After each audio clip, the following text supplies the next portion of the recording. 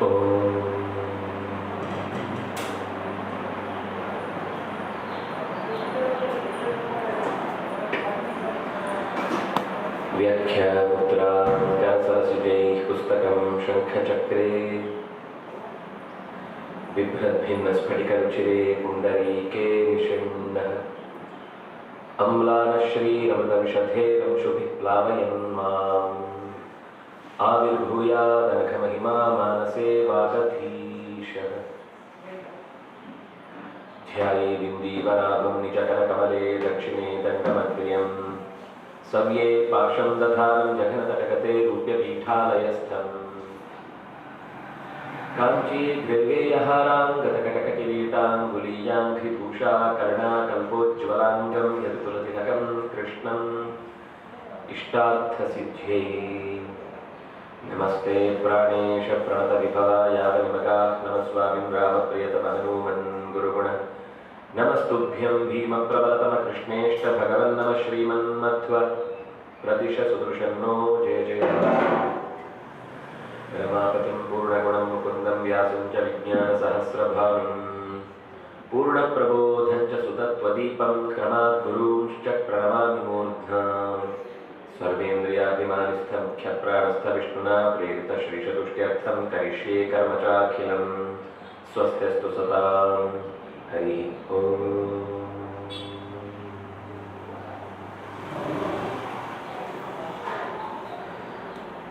ಕೊಡಲಿ ಒಡೆಯನಾದ ಕಡಗೋಡು ಕೃಷ್ಣನನ್ನು ನೆನೆದು ಕ್ಷೇತ್ರಸ್ವಾಮಿಯಾದಂತಹ ಶ್ರೀಭೂ ಸಮೇತನಾದ ಜನಾರ್ದನನನ್ನು ಕೊಡಮಟ್ಟು ನೆರೆದಿರುವ ಎಲ್ಲ ಸಜ್ಜನರನ್ನು ವಂದಿಸುತ್ತಾ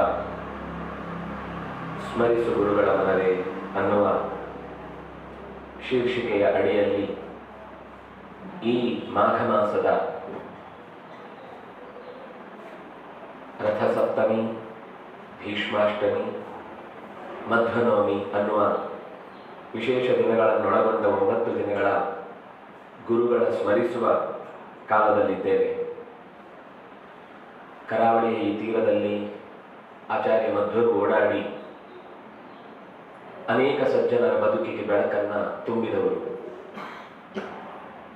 ಬಳಿತ್ಥ ಸೂಕ್ತವೇ ಮೊದಲಾದ ವೈದಿಕ ಮಂತ್ರಗಳೂ ಕೂಡ ಈ ಆಚಾರ್ಯ ಮಧ್ವರ ಮಧ್ವ ಆಧವೇ ಗುಹಾ ಸಂತರ್ನಾಥ ವಿಶ್ವಾಮಥಾಯತಿ ಅನ್ನುವ ನೆಲೆಯಲ್ಲಿ ಅವರ ಪೂರ್ವದ 2 ರೂಪಗಳನ್ನು ಹನುಮ ಭೀಮನಾಗಿ ಸ್ಮರಿಸಿ ಆ ನಂತರದಲ್ಲಿ ಸ್ವತಃ ತನ್ನ ಕೃತಿರತ್ನಗಳಲ್ಲೂ ತನ್ನ ಪೂರ್ವದ ಪರಿಚಯವನ್ನು ಕೊಟ್ಟು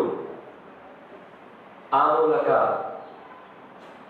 ತನ್ನ ಅವತಾರದ ಕಾರಣಗಳನ್ನು, ಅದಕ್ಕಿರುವಂತಹ ದೈವಿಕತೆಯನ್ನು, ಅಲ್ಲಿ ಹೇಳಿದ ಸಂಗತಿಗಳಲ್ಲಿರುವ ಮಾಹಾತ್ಮ್ಯವನ್ನು ನಿರೂಪಿಸಿದ್ರಿಂದಾಗಿ ನಾವು ಈ ಹಿಂದಿನ 3 ದಿನಗಳಿಂದ ಪೂರ್ವರೂಪಗಳಾದ ಹನುಮನ, ಭೀಮನ ಸ್ಮರಣೆಯನ್ನು ಮಾಡ್ತಾ ಇದ್ದೆವು.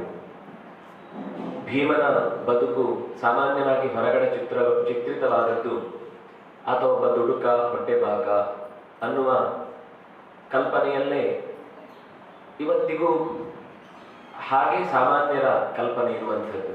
ಆದರೆ ಭಾರತದ ಯಥಾಸ್ಥಿತವಾದ ಆತನ ಪರಿಚಯವನ್ನು ತೆಗೆದುಕೊಂಡಾಗ ವೇಗೇಚ ಲಾಘವೇಚ ಇವ ಪ್ರಲಾಪಸ್ಸು ಚ ವರ್ಜನೆ ಅನ್ನುವ ಆತನ ಗುಣಗಳನ್ನು ಹೇಳುವಾಗ ಹೊಟ್ಟೆಬಾಕ ಅನ್ನೋದನ್ನು ನೀವು ತಪ್ಪು ಅಂತ ಹೇಳ್ತೀರಾ? ಇಲ್ವಾ ಅದು ಭಾರತದಲ್ಲಿ? ಯಾಕೆಂದ್ರೆ ಬಕಾಸುರನ ಪ್ರಸಂಗದಲ್ಲಿ ನಮಗೆ ಬಂಡಿ ಅನ್ನವನ್ನು ಉಂಡಿತು ಕೂಸು ಅಂತ ನೀವು ಹೇಳುವುದು ಕೇಳಿದ್ದೇವೆ ನಾವು, ನೀವೇ ಹೇಳ್ತೀರಿ. ಆಮೇಲೆ ನೋಡಿದ್ರೆ ತಿನ್ನೋನಲ್ಲ ಅಂತ ಸಮರ್ಥಿಸ್ಲಿಕ್ಕೆ ಬರ್ತೀರಿ. ಸರಿ, ತಪ್ಪೇನಿಲ್ಲ, ತಿನ್ನೋದನ್ನ ತಪ್ಪು ಅಂತ ಹೇಳಿಲ್ಲ. ತಿಂದ ಮೇಲೆ ನಾಲ್ಕನ್ನು ಹೊತ್ಕೊಂಡು ಹೋಗ್ಬೇಕು ಅನ್ನೋದು ತಪ್ಪು. ನಾವು ತಿಂದ ಮೇಲೆ ನಾವೇ ಎದ್ದು ನಮ್ಮ ಕೆಲಸ ನಾವು ಮಾಡ್ಕೊಳ್ತೇವೆ ಅಂದ್ರೆ ತಿನ್ನುವುದನ್ನ ದೋಷವೇ ಅಲ್ಲ ಅನ್ನುತ್ತೆ ಶಾಸ್ತ್ರ. ಯಾಕೆಂದ್ರೆ ಅದು ಅವನು ಒಬ್ಬೊಬ್ಬರ ಹೊಟ್ಟೆಯ ಸಾಮರ್ಥ್ಯ ಒಂದೊಂದು ರೀತಿ. ತಿನ್ನೋದ್ರಿಂದ ಕೆಲಸ ಮಾಡದೆ ಒಬ್ಬೊಬ್ಬರಿಗೆ ಭಾರ ಆಗುವುದನ್ನ ದೋಷ ಅಂತ ಹೇಳ್ಬೋದು. ಈಗ ಭೀಮಸೇನನ ಈ ಪ್ರಸಂಗದಲ್ಲಿ ಅವನಿಗೊಂದು ಹೆಸರು ಕೇಳ್ತೇವೆ ನಾವು ಭಾರತದಲ್ಲಿ, ವೃಕೋದರ ಅಂತ. ವೃಕ ಅಂದ್ರೆ ತೋಳ ಅಂತ ಅರ್ಥ. ಇನ್ನೊಂದು ಅರ್ಥ ಇದೆ, ವೃಕ ಅಂದ್ರೆ ಹೊಟ್ಟೆಯಲ್ಲಿ ಇರುವಂತಹ ಸುಡುವ ಬೆಂಕಿ ಅಂತ. ವೈಶ್ವಾನರ ಅಂತ ನಾವು ಅದನ್ನ ಸಾಮಾನ್ಯವಾಗಿ ಎಲ್ಲರಲ್ಲೂ ಗುರುತಿಸುವಂಥದ್ದು. ಅವನಲ್ಲೊಂದು ವಿಶೇಷವಾದ ಶಕ್ತಿಯನ್ನ ವೃಕ ಶಕ್ತಿ ಅಂತ ಹೇಳುವುದಿದೆ. ಆದರೆ ಅದಕ್ಕಿಂತ ಹೆಚ್ಚು ಅದನ್ನ ವರ್ಣಿಸುವ ಶಬ್ದ ಮೃಗೋದರ ಅಂತ ಅನ್ನೋದು. ತೋಳ ನೀವು ನೋಡಿದ್ರೆ ಅದು ಚೆನ್ನಾಗಿ ತಿನ್ನುತ್ತೆ. ಅದು ತಿನ್ನುವ ರೀತಿಯನ್ನ ನೋಡಿದ್ರೆ ನಮ್ಗೆ ಆಶ್ಚರ್ಯ ಅನ್ಸುತ್ತೆ. ಅದು ತಿಂದ ಮೇಲೆ ಅದರ ಹೊಟ್ಟೆ ಬೆನ್ನಿಗೆ ಅಂಟಿಕೊಂಡೇ ಇರುತ್ತೆ. ಅದಕ್ಕೆ ಎಷ್ಟು ತಿಂದ್ರು ಅದನ್ನು ಚೆನ್ನಾಗಿ ಜೀರ್ಣಿಸಿಕೊಳ್ಳುವ ಶಕ್ತಿ ಇದೆ. ಆ ತನ್ನ ಕ್ರಿಯಾಶೀಲತೆಯನ್ನು ಕಳ್ಕೊಳ್ಳುವುದಿಲ್ಲ. ಭೀಮಸೇನನನ್ನ ಗುರುತಿಸಿದ್ದು ಆ ತೋಳದ ಹೊಟ್ಟೆಯಂತೆ ಹೊಟ್ಟೆ ಉಳ್ಳವ ಅಂತ ಗುರುತಿಸಿದ್ದು ಈ ಕಾರಣಕ್ಕಾಗಿ. ಅದು ನಮ್ಮಲ್ಲಿರುವ ಫ್ಯಾಮಿಲಿ ಪ್ಯಾಕ್ನ ಹಾಗಲ್ಲ. ಹೊಟ್ಟೆ ತುಂಬ ತುಂಬಿ ಪಕ್ಕದವರು ಆ ಕಡೆಯವರೆಲ್ಲ ಇವನು ಬರುವ ಮೊದಲೇ ಸರಿದು ಬೀಳುವಂತೆ ಸ್ಥಿತಿಗೆ ತಂದ ಸಂಗತಿ ಅಲ್ಲ ಅದು. ಅಂದ್ರೆ ಅವನು ತಿಂದ ಮೇಲೂ ಚೆನ್ನಾಗಿ ತನ್ನನ್ನು ತಾನು ಸಾಧರಿಸಿಕೊಂಡು ಉಳಿದ ಕಾರ್ಯಗಳನ್ನು ಕ್ರಿಯಾಶೀಲನಾಗಿ ನಡೆಸಿಕೊಂಡು ಹೋಗುವ ಶಕ್ತಿಯಿಂದ ಕೂಡಿದ್ದವನು ಅನ್ನುವುದರ ವರ್ಣನೆ. ಅವನ ನಡೆನುಡಿಗಳನ್ನ ಹೇಳುವಾಗ ಅವನು ಹೇಗಿದ್ದ ಅಂತ ಹೇಳುವಾಗ, ಅವನ ಹೊಟ್ಟೆ ಬಗ್ಗೆ ಹೇಳುವಾಗ ತ್ರಿವಳಿಯಿಂದ ಕೂಡಿದ, ಒಂದು ಚೂರು ಕೂಡ ಅದು ವಿಕಾರವಾಗಿ ಕಾಣದ ಸುಂದರವಾದ ಹೊಟ್ಟೆ ಅಂತ ವರ್ಣನೆ ಬರುತ್ತೆ. ಹಾಗಾಗಿ ಭೀಮಸೇನನ ನಡೆಯ ನುಡಿಯ ಅನೇಕ ಸಂಗತಿಗಳು ನಾವು ಈ ಹಿಂದಿನ ದಿನಗಳಿಂದ ನೋಡ್ತಾ ಬರುವಾಗ ಹಿಡಿಂಬವನದ ಘಟನೆಯ ತನಕ ಬಂದು ನಿಂತಿದ್ದೆವು. ಹಿಡಿಂಬಾಸುರನ ಸಂಹಾರವಾದ ಬಳಿಕ ಕಮಲಪಾಲಿಕಾ ಅನ್ನುವ ಹೆಸರಿನ ಸ್ವರ್ಗಶ್ರೀ ದೇವಲೋಕದ ಒಡತಿಯಾದವಳು, ಆ ಲೋಕದ ಅಭಿಮಾನಿ ದೇವತೆ ಆಕೆ, ಯಾವುದೋ ಒಂದು ಶಾಪದ ಪ್ರಸಂಗದಿಂದಾಗಿ ರಕ್ಕಸಿಯಾಗಿ ಹುಟ್ಟಿದವಳು ಭೀಮನಿಗೆ ಜೊತೆಗಾತಿಯಾಗಿ ತನ್ನ ದೋಷವನ್ನು ಕಳೆದುಕೊಳ್ಳುತ್ತಾಳೆ ಅನ್ನೋ ಉಶಾಪವನ್ನು ಪಡೆದು ಇಲ್ಲಿ ಹಿಡಿಂಬೆಯಾಗಿ ಘಟೋತ್ಕಚನನ್ನು ಪಡೆದು ಆ ಮೂಲಕ ತನ್ನ ಕೃತಜ್ಞತೆಯನ್ನು ಒಪ್ಪಿಸಿ ಮರಳಿ ಹಿಮಾಲಯದ ತಪ್ಪಲಿನತ್ತ ಮರೆಯಾದಳು. ಅದರ ವರ್ಣನೆ ಬಹಳ ಚೆನ್ನಾಗಿ ಭಾರತದಲ್ಲಿ ಹೇಳ್ತಾ, ಅವರಿಬ್ರು ಕೂಡ ತುಂಬಾ ಚೆನ್ನಾಗಿ ಓಡಾಡಿದ್ರು. ಗಿರಿ ತಪ್ಪಲುಗಳ ಆಚೀಚೆ, ಮರದ ಬುಡದ ನಡುವೆ, ತೀರದ ಆಚೆ ಈಚೆ, ಸಮುದ್ರದ ನದಿಗಳ ನಡುಗಡ್ಡೆಗಳಲ್ಲಿ ಓಡಾಡಿಕೊಂಡು ಸುಖವಾಗಿ ಇದ್ರು ಅನ್ನುವ ಮಾತನ್ನು ಹೇಳುತ್ತೆ. ಇಷ್ಟಾದ ಮೇಲೆ ಈ ಪರಿಸ್ಥಿತಿಯಲ್ಲಿ ಪಾಂಡವರಿಗೆ ಅರಗಿನ ಮನೆಯಿಂದ ತಪ್ಪಿಸಿಕೊಂಡ ಬಂದ ಬಳಿಕದ ಪ್ರಸಂಗದಲ್ಲಿ ಭಯ ಇತ್ತು. ಯಾಕೆಂದ್ರೆ ದುರ್ಯೋಧನನ ಕೈಯಲ್ಲಿ ಆಡಳಿತ ಇತ್ತು. ಎಲ್ಲಿಂದಾದ್ರೂ ಹುಡುಕಿ ನಮ್ಮನ್ನ ಕೊಲೆ ಮಾಡಿಸುವಂತಹದ್ದು ಅವನಿಗೇನು ಕಷ್ಟದ ಸಂಗತಿ ಅಲ್ಲ. ಮತ್ತು ಆ ಮನಸ್ಥಿತಿಯಿಂದ ಅವನೇನು ಸ್ವಲ್ಪವೂ ಹಿಂದೆ ಸರಿಯುವವನಲ್ಲ. ಅವನು ಈಗಂತೂ ತಪ್ಪಿಸಿಕೊಂಡಿದ್ದೇವೆ, ಓಡಾಡ್ತಾ ಇದ್ದೇವೆ ಅಂತ ಗೊತ್ತಾದಾಗ ಮೊದಲಿಗಿಂತ ಹೆಚ್ಚು ಶ್ರಮ ಹಾಕಿ ನಮ್ಮನ್ನ ನಾಶಪಡಿಸುವ ಪ್ರಯತ್ನದಲ್ಲಿ ತೊಡಗ್ತಾನೆ. ಹಾಗಾಗಿ ಅವರು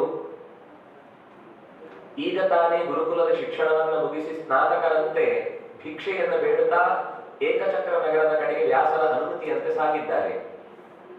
ಅವರೇ ಒಂದು ತೋರಿಸಿದ ಮನೆಯಲ್ಲಿ ನಾವಿವತ್ತು ಗೆಸ್ಟ್ ಹೌಸ್ ಅಂತ ಏನು ಹೇಳ್ತೇವೆ, ಹಾಗೆ ಒಂದು ಮನೆಯ ಹೊರಭಾಗದ ಒಂದು ಜಾಗದಲ್ಲಿ ಅವರಿಗೆ ಉಳಿಲಿಕ್ಕೆ ವ್ಯವಸ್ಥೆ ಆಗಿರುತ್ತೆ. ಅಲ್ಲೇ ಉಳ್ಕೊಂಡು, ಆಶ್ಚರ್ಯ ಅಂದ್ರೆ ಇಷ್ಟು ಕಷ್ಟದ ಸ್ಥಿತಿಯಲ್ಲೂ ಅವರ ನಿತ್ಯ ಸ್ವಾಧ್ಯಾಯವನ್ನು ಬಿಡಲಿಲ್ಲ ಅನ್ನೋದನ್ನ ನಮಗೆ ಆದಿಪರ್ವ ವರ್ಣನೆ ಮಾಡುತ್ತೆ. ಅವರು ನಿರಂತರ ನಿತ್ಯ ವೇದಾಂಗೋಪಜೀವಿನಃ, ವೇದಗಳನ್ನು ವೇದಾಂತಗಳನ್ನು ಆಗಲೂ ಚೆನ್ನಾಗಿ ಅಧ್ಯಯನ ಮಾಡಿಕೊಂಡು ಕೂತಿದ್ರು ಅಂತ. ನಿತ್ಯ ಸ್ವಲ್ಪ ಮನೆಗಳಿಗೆ ಪಂಚಮ ಸಪ್ತ ಸದ್ಮಾನಿ ಗಚ್ಚೇತ್, 5 ಅಥವಾ 7 ಮನೆಗಳಿಗೆ ಹೋಗಿ ಭಿಕ್ಷೆಯನ್ನು ಬೇಡಿ ತರುವಂತಹ ಆ ವೃತ್ತಿಯಲ್ಲಿ ಅವರು ಹಿಂದೆ ಬೀಳಲಿಲ್ಲ. ಅದು ಮಾಡಲೇಬೇಕಿತ್ತು. ಅವರು ನಿಷ್ಠೆಯಿಂದ ಅಧ್ಯಯನ ಇತ್ಯಾದಿಗಳನ್ನು ಮಾಡುವುದು ನೋಡಿ ಸ್ವಲ್ಪ ದಿನ ಕಳೀತಾ ಹೋದ ಹಾಗೆ ಬಹಳ ಭೀಮಸೇನ ಅಂತೂ ಯಾವುದೋ ಮನೆಯಲ್ಲಿ ಒಂದು ಬೆಂಕಿ ಬಿತ್ತಂತೆ. ಬಿದ್ದ ತಕ್ಷಣವೇ ಪಕ್ಕದಲ್ಲಿ ದೊಡ್ಡ ಕಡಾಯಿಯಲ್ಲಿ ನೀರು ತೆಗೆದು ಆ ಇಡೀ ಮನೆಯ ಬೆಂಕಿಯನ್ನು ಆರಿಸಿಕೊಟ್ಟಾರು. ಆ ಕುಂಬಾರನಿಗೆ ಬಹಳ ಸಂತೋಷ ಆಯಿತು. ಸಂತೋಷ ಆಗಿ ಅವನು ಯಾವಾಗಲೂ ಯಾವುದೇ ಮನೆಗೆ ಹೋದಾಗ ಭಿಕ್ಷಾಂ ದೇಹಿ ಅಂತ ಕೇಳುವ ಅಭ್ಯಾಸ ಇಲ್ಲ. ನಮಗೆ ಇದು ವಿಚಿತ್ರ ಅನಿಸುವುದು. ಯಾಕೆಂದ್ರೆ ಕೇಳುವುದು ಭಿಕ್ಷೆ, ದೇಹಿ ಅಂತ ಕೇಳಲಿಕ್ಕೇನು ಅಷ್ಟು ಅಂತ. ಆದ್ರೆ ಭೀಮಸೇನನ ವ್ಯವಸ್ಥೆಯಲ್ಲಿ ಅವನು ಇನ್ನೊಬ್ಬರ ಯಾವತ್ತೂ ಅಡಿಯಾಳಾಗಿ ನೆಲೆಸಿದವನಲ್ಲ. ಭಾಗವತ ಧರ್ಮದಲ್ಲಿ ಒಂದೇನು ಅಂದ್ರೆ, ಬೇಡುವುದಿದ್ದರೆ ಎನ್ನೊಡೆಯನ್ನು ಬೇಡುವೆ, ದೇವರನ್ನು ಬಿಟ್ಟರೆ ಬೇರೆ ಯಾರನ್ನು ಬೇಡುವುದಿಲ್ಲ ಅಂತ ಅವರ ನಿಯಮ. ಮತ್ತೆ ಇಲ್ಲಿ ಹೀಗೆ ಪಾತ್ರೆ ಹಿಡಿದು ಕೇಳುವುದೇನು ಅಂದ್ರೆ, ಅವನಿಗೆ ಅಷ್ಟರೊಳಗೆ ಅವನು ಬೇಕಾದಷ್ಟು ಉಪಕಾರವನ್ನು ಮಾಡಿರ್ತಾನೆ. ಆ ಉಪಕಾರದ ಪ್ರತಿಫಲ ನೀವು ಕೊಡ್ಬೇಕಿರುವುದನ್ನ ವಾಪಸ್ ತಗೊಳ್ತಾ ಇದ್ದೇನೆ ಅನ್ನುವ ಒಂದು ಯೋಚನೆಯಲ್ಲಿ ಅಂತ ಅಷ್ಟೇ ಹೇಳ್ತಿದ್ರು. ಅಂತ ತಂದು ತಟ್ಟೆಯನ್ನು ಹಿಡಿತಿದ್ದಂತೆ. ಅವನು ಬರುವ ಮುನ್ನವೇ ಅವನ ಉಪಕಾರಕ್ಕೆ ಮೆಚ್ಚಿದ ಜನ ನಮ್ಮನೆಗೆ ಇವತ್ತು ಬರಲಿ ಅಂತ ವಿಶೇಷ ಅಡುಗೆಯನ್ನು ಮಾಡಿಸಿಟ್ಟು, ಇದು ಭಾರತ ಉಲ್ಲೇಖ ಮಾಡುತ್ತೆ, ಬಹಳ ಪ್ರೀತಿಯಿಂದ ಇವತ್ತು ಈ ಸಾಲಿಗೆ ಬರಲ್ವ ಇವರು ಅಂದ್ರೆ ಕೆಲವೊಂದು ದಿವಸ ಒಂದೇ ಮನೆಯಲ್ಲಿ ಹಾಕ್ತಾರೆ ಅಂತ ಪ್ರತಿದಿನ ಅದೇ ಮನೆಯ ಬಾಗಿಲ ಮುಂದೆ ಹೋಗ್ತಿರ್ಲಿಲ್ಲ. ಒಂದು ವಿಭಾಗ ಮಾಡಿಕೊಂಡು ಈ ವಾರ ಈ ದಿಕ್ಕಿನ ಮನೆಗಳಿಗೆ, ಈ ವಾರ ಈ ದಿಕ್ಕಿನ ಮನೆಗಳಿಗೆ ಅಂತ ಹೋಗ್ತಾ ಇದ್ದ ಸಂದರ್ಭದಲ್ಲಿ ಜನಗಳು ಇವತ್ತು ನಮ್ಮನೆಗೆ ಬರಲಿ ಅಂತ ಅವರ ಮೇಲಿನ ಅವ್ರು ಯಾರು ಅಂತ ಗೊತ್ತಿಲ್ಲ, ಆದ್ರೆ ಏನು ಕಳೆ, ಏನು ಒಂದು ಅವರ ನಡೆ, ಎಷ್ಟು ಸಾಫ್ಟ್ ಆಗಿ ನಮ್ಮ ಜೊತೆಗೆ ವರ್ತನೆ ಮಾಡ್ತಾರೆ. ಮನೆಯ ಕಷ್ಟಗಳನ್ನ ತಮ್ಮ ಕಷ್ಟ ತನ್ನುವ ಹಾಗೆ ನೀಗಿಸಿ ಪರಿಹಾರ ಮಾಡಿ ಹೋಗಿ ನಿಮ್ಗೆ ಏನ್ ಕೊಡ್ಬೇಕು ಕೇಳಿದ್ರೆ ನಮ್ಗೆ ಏನು ಬೇಡ, ನಮ್ಗೆ ಇವತ್ತಿನ ಭಿಕ್ಷೆ ಆದ್ರೆ ಸಾಕು ಅಂತ ಹೀಗೆ ಹೇಳಿ ಹೋದ ನಂತರ ಯಾರಿಗೂ ಕೂಡ ಕೊಡುವ ವಿಷಯದಲ್ಲಿ ಬಂದ್ರ ಅಂತ ಪುರಂದರದಾಸರು ಒಂದು ಹಾಡಿನಲ್ಲಿ ಹೇಳ್ತಾರೆ, ಕದವನಿಕ್ಕಿನಲ್ಲಿ ಗೂಡಿ ಮೈಯ ಗೈಯಾಡಿ ಅಂತ. ಅವರು ಭಿಕ್ಷೆ ಬೇಡ್ಲಿಕ್ಕೆ ಹೋದಾಗ ದಡ ಅಂತ ಬಾಗಿಲು ಹಾಕ್ತಿದ್ರಂತೆ. ಆಗ ಅವ್ರೇನು ಬೇಸರ ಮಾಡ್ಕೊಳ್ಳಿಲ್ಲ, ಒಳ್ಳೇದು ಮನೆಗೆ ಬರುವುದನ್ನ ತಡೆದು ಒಳ್ಳೆ ಬಾಗಿಲು ಹಾಕೊಂಡು ಒಳಗೆ ಹೋಗಿದ್ದಾಳೆ, ಬಿಟ್ಬಿಡಿ, ಏನು ಬೇಜಾರಿಲ್ಲ ಅಂತ. ಅಂದ್ರೆ ಇದು ಬೇಡುವುದರಿಂದ ನಮಗೆ ಸಿಗುವ ಪಾಠ. ಈ ಶನಿವಾರ, ಶ್ರಾವಣ ಶನಿವಾರ ಅಂತ ಇತ್ಯಾದಿಗಳಲ್ಲಿ ಈಗಲೂ ಕೆಲವು ಕಡೆಗಳಲ್ಲಿ ಬೇಡುವ ಒಂದು ಪದ್ಧತಿ ಇದೆ. ಅದೇನು ಅಂದ್ರೆ ತಿನ್ನುವ ಅನ್ನದ ಬೆಲೆ ಏನು ತಾವಾಗ ಗೊತ್ತಾಗುತ್ತೆ ಅಂತ ಅನ್ನೋದು ಒಂದು. ಎರಡನೇದು, ನಮ್ಮ ಅಹಂಕಾರವನ್ನು ನಾವು ಎಷ್ಟೆಲ್ಲ ಆಕಾಶಕ್ಕೆ ಅಟ್ಟಕ್ಕೆ ಹತ್ತಿಸಿಕೊಂಡಿರ್ತೇವೆ, ಅಂಥ ಅವಮಾನದ ಪ್ರಸಂಗದಲ್ಲೂ ನಮಗೆ ಅವಮಾನ ಆಯಿತು ಅಂತ ಅಂದುಕೊಳ್ಳದೆ ಇವತ್ತು ಸಿಕ್ಕಿದ್ರಲ್ಲಿ ಊಟ ಮಾಡ್ತೇನೆ ಅಂತ ಅನ್ನುವ ಒಂದು ತಾಳ್ಮೆ ಬಂತು ಅಂದ್ರೆ ಬದುಕಿನಲ್ಲಿ ಎಲ್ಲಿಯೂ ಬೇಕಾದ್ರೂ ಅವನು ಜೀರ್ಣಿಸಿಕೊಳ್ಳಬಲ್ಲ, ಎಂಥ ಅವಮಾನವನ್ನಾದ್ರೂ ಜೀರ್ಣಿಸಿಕೊಳ್ಳಬಲ್ಲ ಅಂತ. ಅದು ಈಗೇನಾಗುತ್ತೆ ಅಂದ್ರೆ 5-6 ಜನ ಮನೆ ಫೋನ್ ಮಾಡಿ ಹೇಳುದು, ನಾವು ನಿಮ್ಮ ಮನೆಗೆ ಬರ್ತೇವೆ, ನಮ್ಗೆ ಒಂಚೂರು ಅಕ್ಕಿ ಹಾಕಿ ಅಂತ ಅವ್ರ ಮನೇಲಿ ಕೇಳ್ಕೊಂಡು ಹೋಗಿ ಮೊದಲೇ ಅವ್ರು ಹೇಳಿದ್ದನ್ನ ಹಾಕಿ ಹೋಗ್ತಾರೆ. ಆಮೇಲೆ ಮನೇಲಿ ಬಂದು ಅಡಿಗೆ ಮಾಡ್ಕೊಂಡು ಅವರನ್ನು ಊಟ ಕರೆದು ತಿನ್ಕೊಂಡು ಖುಷಿ ಪಡೋದು. ಅಂದ್ರೆ ಇದು ಧರ್ಮವನ್ನ ಬಿಡ್ಲಿಕ್ಕೆ ಧೈರ್ಯ ಇಲ್ಲ, ಆದ್ರೆ ಧರ್ಮವೇ ಆಚರಣೆಯಲ್ಲಿ ನಿಲ್ಲುವುದಿಲ್ಲ, ಇದು ಸಮಸ್ಯೆ. ಈಗ ನಮ್ಮ ಮನೆಯ ಸುತ್ತ ಎಲ್ಲೂ ಮಾವಿನ ಮರ ಇಲ್ಲ, ಕನಿಷ್ಠ ಪಕ್ಷ ಅಂಗಡಿಯಿಂದ ಆದ್ರೂ ತಂದು ನಾವು ಮಾವಿನ ಗೆಲ್ಲನ್ನು ನೆಡಲೇಬೇಕು. ಅದು ಊರಿಗೊಂದೇ ಗಿಡ ಇರುತ್ತೆ, ಹಬ್ಬ ಬಂತಂದ್ರೆ ಅದು ನಡೆಯುತ್ತೆ. ಯಾಕೆಂದ್ರೆ ಎಲ್ಲ ಕತ್ತರಿಸಿ ಅದನ್ನ ಬೋರ್ಡ್ ಮಾಡಿ ಕರ್ಕೊಂಡು ಬರ್ತಾರೆ. ನಮ್ಮ ಮನೆಯಲ್ಲಿ ಇರುವ 2 ಗಿಡದ 2 ತುದಿ ತೆಗೆದ್ರೆ ಅದಕ್ಕೆ ಏನು ಹಿಂಸೆ ಆಗುದಿಲ್ಲ, ಯಾಕಂದ್ರೆ ಇನ್ನು ಬೇಕಾದಷ್ಟಿದೆ. ನಾವು ಊರಿನವರೆಲ್ಲರೂ ಅಂಗಡಿಯಿಂದಲೇ ತಗೊಳ್ಳುತ್ತಾರೆ, ನಾವು ತಗೊಂಡು ಎಲ್ಲಿಂದ ತರ್ತಾರೆ. ನಾನು 1-2 ಮರ ಇದ್ದದ್ರಿಂದ ಎಲ್ಲವನ್ನು 100 ಜನಕ್ಕೆ ಹಂಚಲಿಕ್ಕೋಸ್ಕರ 1 ಮರದ ಎಷ್ಟು ಸಾಕಾಗತ್ತಿತ್ತು. ನಮಗೆ ಸತ್ಯನಾರಾಯಣ ಪೂಜೆಯಲ್ಲಿ ಆ ಪುಷ್ಪಂ ಸಮರ್ಪಯಾಮಿ, ಈ ಪತ್ರಂ ಸಮರ್ಪಯಾಮಿ ಅಂತ ಒಂದಿಷ್ಟು ಇದೆ. ಅದೆಲ್ಲ ನಮ್ಮ ಮನೆಯಲ್ಲೇ ಇರಬೇಕು ಅಂತ ಅರ್ಥ, ಎಲ್ಲಿಂದಲೂ ಹೊತ್ತು ತರುವುದು ಅಂತ ಅರ್ಥ. ಅಂದ್ರೆ ಹಿಂದಿನವರಿಗಿದ್ದ ಪರಿಸರ ಪ್ರಜ್ಞೆಯರು. ನಮ್ಮ ಮನೆಯಲ್ಲೇ ಇಷ್ಟು ಗಿಡಗಳು, ಇಷ್ಟು ಮರಗಳು, ಇಷ್ಟು ಎಲೆಗಳು, ಇಷ್ಟು ಹಣ್ಣುಗಳು, ಇಂಥದ್ದು ಸಿಗುವಷ್ಟು ವ್ಯವಸ್ಥೆಯನ್ನ ನಾವು ನಮ್ಮ ಮನೆ, ನಾನು ಪೇಟೆಯ ಬಗ್ಗೆ ಮಾತಾಡುತ್ತಿಲ್ಲ, ಈ ನಾವು ಇರಬೇಕಾದ ಒಂದು ಮನೆಯ ಜಾಗದಲ್ಲಿ 25 ಮನೆ ಇರುತ್ತೆ. ಅವ್ರು ಎಲ್ಲಿ ತಾವಿರುವುದೇ ದೊಡ್ಡ ಕಷ್ಟದಲ್ಲಿ, ಗಾಳಿ ಬೀಸಿದ್ರೆ 2ನೇ ಫ್ಲೋರಿಂದ 3ನೇ ಫ್ಲೋರಿಗೆ ಹಾರಿರ್ತಾರೆ. ಅಂತ ಸ್ಥಿತಿಯಲ್ಲಿ ನಾವು ಆ ವಿಷಯ ಬಿಡಿ, ಆದ್ರೆ ಕನಿಷ್ಠ ಪಕ್ಷ ಒಂದು ತುಳಸಿ ಒಂದಿಷ್ಟು ನೆಟ್ಟು ಬೇಕಾದನ್ನ ಬೆಳೆಸ್ಕೊಳ್ಳಿಕ್ಕೆ ಖಂಡಿತ ಅವಕಾಶ ಇದೆ. ಅಂದ್ರೆ ನಾವು ಸಾಕು ಪ್ರಾಣಿಗಳನ್ನು ಬಿಡ್ಲಿಕ್ಕೆ ಆಗದವರು ಒಂದು ಗಿಡ ನೆಡ್ಬೇಕು ಅಂತ ಅನ್ನುವಾಗ ಇಷ್ಟು ಯೋಚನೆ ಮಾಡ್ತೇವೆ, ಅಂದ್ರೆ ಕಸ ಆಗುತ್ತೆ ಅಂತ ಯೋಚನೆ. ಆದ್ರೆ ಧರ್ಮದ ನೆಲೆಯಲ್ಲಿ ಮಾಡಬೇಕಾದ ಕರ್ತವ್ಯದಲ್ಲಿ ಪೂರ್ಣತೆಯನ್ನು ಸಂಪಾದಿಸಬೇಕಾದದ್ದು ಬಹಳ ಮುಖ್ಯ. ಪಾಂಡವರು ಈ ವಿಷಯದಲ್ಲಿ ತಾವು ಧರ್ಮಕ್ಕೆ ಅಂತ ಭಿಕ್ಷೆ ಬೇಡುವಾಗ ಅದರಲ್ಲಿ ಹೆಚ್ಚಿನ ಮನೆಯನ್ನು ಕೇಳಲಿಕ್ಕಿಲ್ಲ. ಆದ್ರೆ ಇವರು ಹೀಗೆ ಬೇಡ್ತಾ ಹೋದನ್ನ ನೋಡಿ ಕುಂತೀವಿ, ಯುಧಿಷ್ಠಿರ ಇಬ್ರು ಕೂತ್ಕೊಂಡು ಒಂದಿವ್ಸ ಚರ್ಚೆ ಮಾಡಿದ್ರಿ, ಹೀಗೆ ಬೇಡ್ತಾ ಕೂತ್ರೆ ಗೊತ್ತಾಗ್ಬಿಡುತ್ತೆ ದುರ್ಯೋಧನನಿಗೆ. ಯಾಕಂದ್ರೆ ಇದು ಭೀಮಸೇನ ನಡೆಯುವುದು, ಮಾತಾಡುವುದು, ಅವನು ಎಷ್ಟೇ ವೇಷ ಹಾಕೊಂಡ್ರು ಅವನದೊಂದು ಸಹಜವಾದ ಗಾಂಭೀರ್ಯ ಇದೆಯಲ್ಲ, ಅದು ಬಿಟ್ಟು ಹೋಗುದಿಲ್ಲ. ಬೇರೆಯವರೆಲ್ಲಾದ್ರೂ ಒಂಚೂರು ತಗ್ಗಿ ಬಗ್ಗಿ ಏನಾದ್ರೂ ಮಾಡ್ಬೋದು, ಅವನು ಇರುವುದೇ ಹಾಗೆ. ಅದನ್ನ ನೀವು ಏನ್ ಚೇಂಜ್ ಮಾಡ್ಲಿಕ್ಕೆ ಸಾಧ್ಯ ಇಲ್ಲ. ಬೇಡ, ನಾವು 5 ಜನ ಬೇಡಿ ಬರ್ತೇವೆ, ಅವನಿಗೆ ಮನೆಯಲ್ಲೇ ಕೂಡಿಸೋಣ, ಮನೆಯಲ್ಲೇ ನಾವು ತಂದದಲ್ಲಿ ಅರ್ಧ ಪಾಲು ಅವನಿಗೆ, ಇನ್ನು ಅರ್ಧದಲ್ಲಿ ಉಳಿದ 5 ಜನ ನಾವು ಪಾಲು ಮಾಡಿಕೊಂಡು ಉಳ್ತೇವೆ ಅಂತ ಮನೆಗೆ ನಿಶ್ಚಯ ಮಾಡಿಕೊಂಡ್ರು. ಇದು ಹೀಗೆ ಸಾಗ್ತಾ ಇದ್ದು, ಮನೆಯಲ್ಲಿ ಇದ್ದಾಗ ಅವನಿಗೆ ಯಾವತ್ತೂ ವ್ಯರ್ಥ ಮಾಡ್ತಿರ್ಲಿಲ್ಲ. ಬೇಕಾದಷ್ಟು ಅಕ್ಕಪಕ್ಕದಲ್ಲಿ ಬರ್ತಿದ್ದಂತಹ, ಕಲಿಬೇಕು ಅಂತ ಬರ್ತಿದ್ದಂಥವರಿಗೆ ಪಾಠ ಮಾಡುತ್ತಿದ್ದ ಇತ್ಯಾದಿಗಳನ್ನು ಅವನು ಯಾವತ್ತೂ ಬಿಟ್ಟಿಲ್ಲ. ಈ ಪ್ರಸಂಗದಲ್ಲಿ ತಾವು ಯಾವ ಮನೆಯಲ್ಲಿ ನೆಲೆಸಿದ್ದವೋ ಅದರ ಮನೆಯ ಯಜಮಾನನ ಅಳುದನಿ ಭೀಮನ ಕಿವಿಗೆ ಬೀಳುತ್ತೆ. ಅಮ್ಮ, ಆ ಮನೆಯಲ್ಲಿ ಯಾಕೋ ಸಮಸ್ಯೆ ಇದೆ ಅಂತ ಅನ್ನಿಸ್ತಾ ಇದೆ, ನೀನು ಹೋಗಿ, ನಾನು ಹೋಗುದು ಸರಿ ಹೋಗಲ್ಲ, ಹೆಣ್ಮಕ್ಳು ಇರುವಂತಹ ಮನೆ, ನೀನು ವಿಚಾರಿಸಿಕೊಂಡು ಬಾ ಅಂತ ಅಮ್ಮನನ್ನ ಹೇಳಿ ಕಳುಹಿಸ್ತಾನೆ. ಅಮ್ಮ ಆ ಭಾಗ ಓದ್ಬೇಕು. ಆ ಭಾರತದಲ್ಲಿ ಅಂದ್ರೆ ಒಂದು ಸುಳಿವು ಸೂಕ್ಷ್ಮ ಅಂತ ಹೇಳ್ತೇವಲ್ಲ ನಾವು. ಈಗ ನಮ್ಗೆ ಈ ನಿಮ್ ದೊಡ್ಡವ್ರು ಬೈಯುದುಂಟು ಸಾಮಾನ್ಯ, ನಿಮ್ ಸುಳಿವಿಲ್ಲ ಸೂಕ್ಷ್ಮ ಇಲ್ಲ, ಎಂತದ್ದು ಗೊತ್ತಾಗಲಿಲ್ಲ, ಹೇಗೋ ಮಾತಾಡುದು, ಹೇಗೋ ನಿಲ್ಲುದು, ಹೇಗೋ ಇದ್ದಕ್ಕಿದ್ದ ಹಾಗೆ ಒಳಗೆ ಪ್ರವೇಶ ಮಾಡುವುದು ಅಂತ. ಅವಳು ಒಳಗೆ ಹೋಗ್ಲಿಲ್ಲ, ಬಾಗಿಲಿನ ಹತ್ರವೇ ನಿಂತುಕೊಂಡು. ಯಾಕೆಂದ್ರೆ ತಾನು ಹೋಗುವ ಮುನ್ನ ಅಲ್ಲಿ ಏನಾಗಿದೆ ಅಂತ ಸ್ವಲ್ಪ ತಿಳ್ಕೊಂಡ್ರೆ ಅವರಿಗೆ ನಮ್ಮಿಂದ ಏನ್ ಪರಿಹಾರ ಕೊಡ್ಬೋದು. ಸುಮ್ಮನೆ ಅವರ ವಿಷಯವನ್ನು ಕೇಳ್ಕೊಂಡು ಮತ್ತೆ ಇನ್ನೊಬ್ಬರ ಮನೆಗೆ ಓದ್ಲಿಕ್ಕಲ್ಲ ಅವರು ಅಡ್ಡ ನಿಂತದ್ದು. ಕೇಳಿದ್ದನ್ನ ನಾನು ಮುಂದೆ ಅವರಿಗೆ ಯಾವ ರೀತಿ ಸಹಾಯ ಮಾಡಬಹುದು ಅಂತ ಯೋಚಿಸಿ ಕಿವಿ ಕೊಡ್ತಾ ಇದ್ದಾಳೆ. ಒಳಗಿನ ಪ್ರಸಂಗ ಇಷ್ಟಿತ್ತು. ಪ್ರತಿ ವರ್ಷದ ಒಂದು ಪಾಡಿ ಇದೆ, ಪರ್ಯಾಯ. ಆ ಪರ್ಯಾಯದಲ್ಲಿ ಒಟ್ಟು ನಾವು ಲೆಕ್ಕ ಹಾಕಿದ್ರೆ 13 ವರ್ಷಕ್ಕೊಮ್ಮೆ ಒಂದು ಮನೆಯಿಂದ ಒಬ್ಬರನ್ನ ಕಳುಹಿಸಿ ಕೊಡಬೇಕು ಅಂತ ಅನ್ನುವ ನಿಯಮ ಇತ್ತಲ್ಲಿ. ಅಂದ್ರೆ ಸುಮಾರು 4,500 ಮನೆಗಳಿದ್ದ ಜಾಗ ಅಂತ ಅನ್ಸುತ್ತೆ ಆ ಏಕಚಕ್ರ ನಗರ ಅಂತ ಹೇಳಿದ್ರೆ. ಇಲ್ಲಿ ಇವರ ಪಾಳಿ ಬಂದಿದೆ, ಈ ಮನೆಯ ಪಾಳಿ ಬಂದಿದೆ. ಈ ಮನೆಯಿಂದ ಒಬ್ಬರನ್ನು ಕಳಿಸ್ಬೇಕು. ಅಲ್ಲಿರುವುದು 4 ಜನ, ಗಂಡ, ಹೆಂಡತಿ, ದೊಡ್ಡ ಮಗಳು, ಮಗ, ಸಣ್ಣ ಮಗ. ನಾನು ಹೋಗ್ತೇನೆ ಅಂತ ಗಂಡ, ನಾನು ಹೋಗ್ತೇನೆ ಅಂತ ಹೆಂಡತಿ.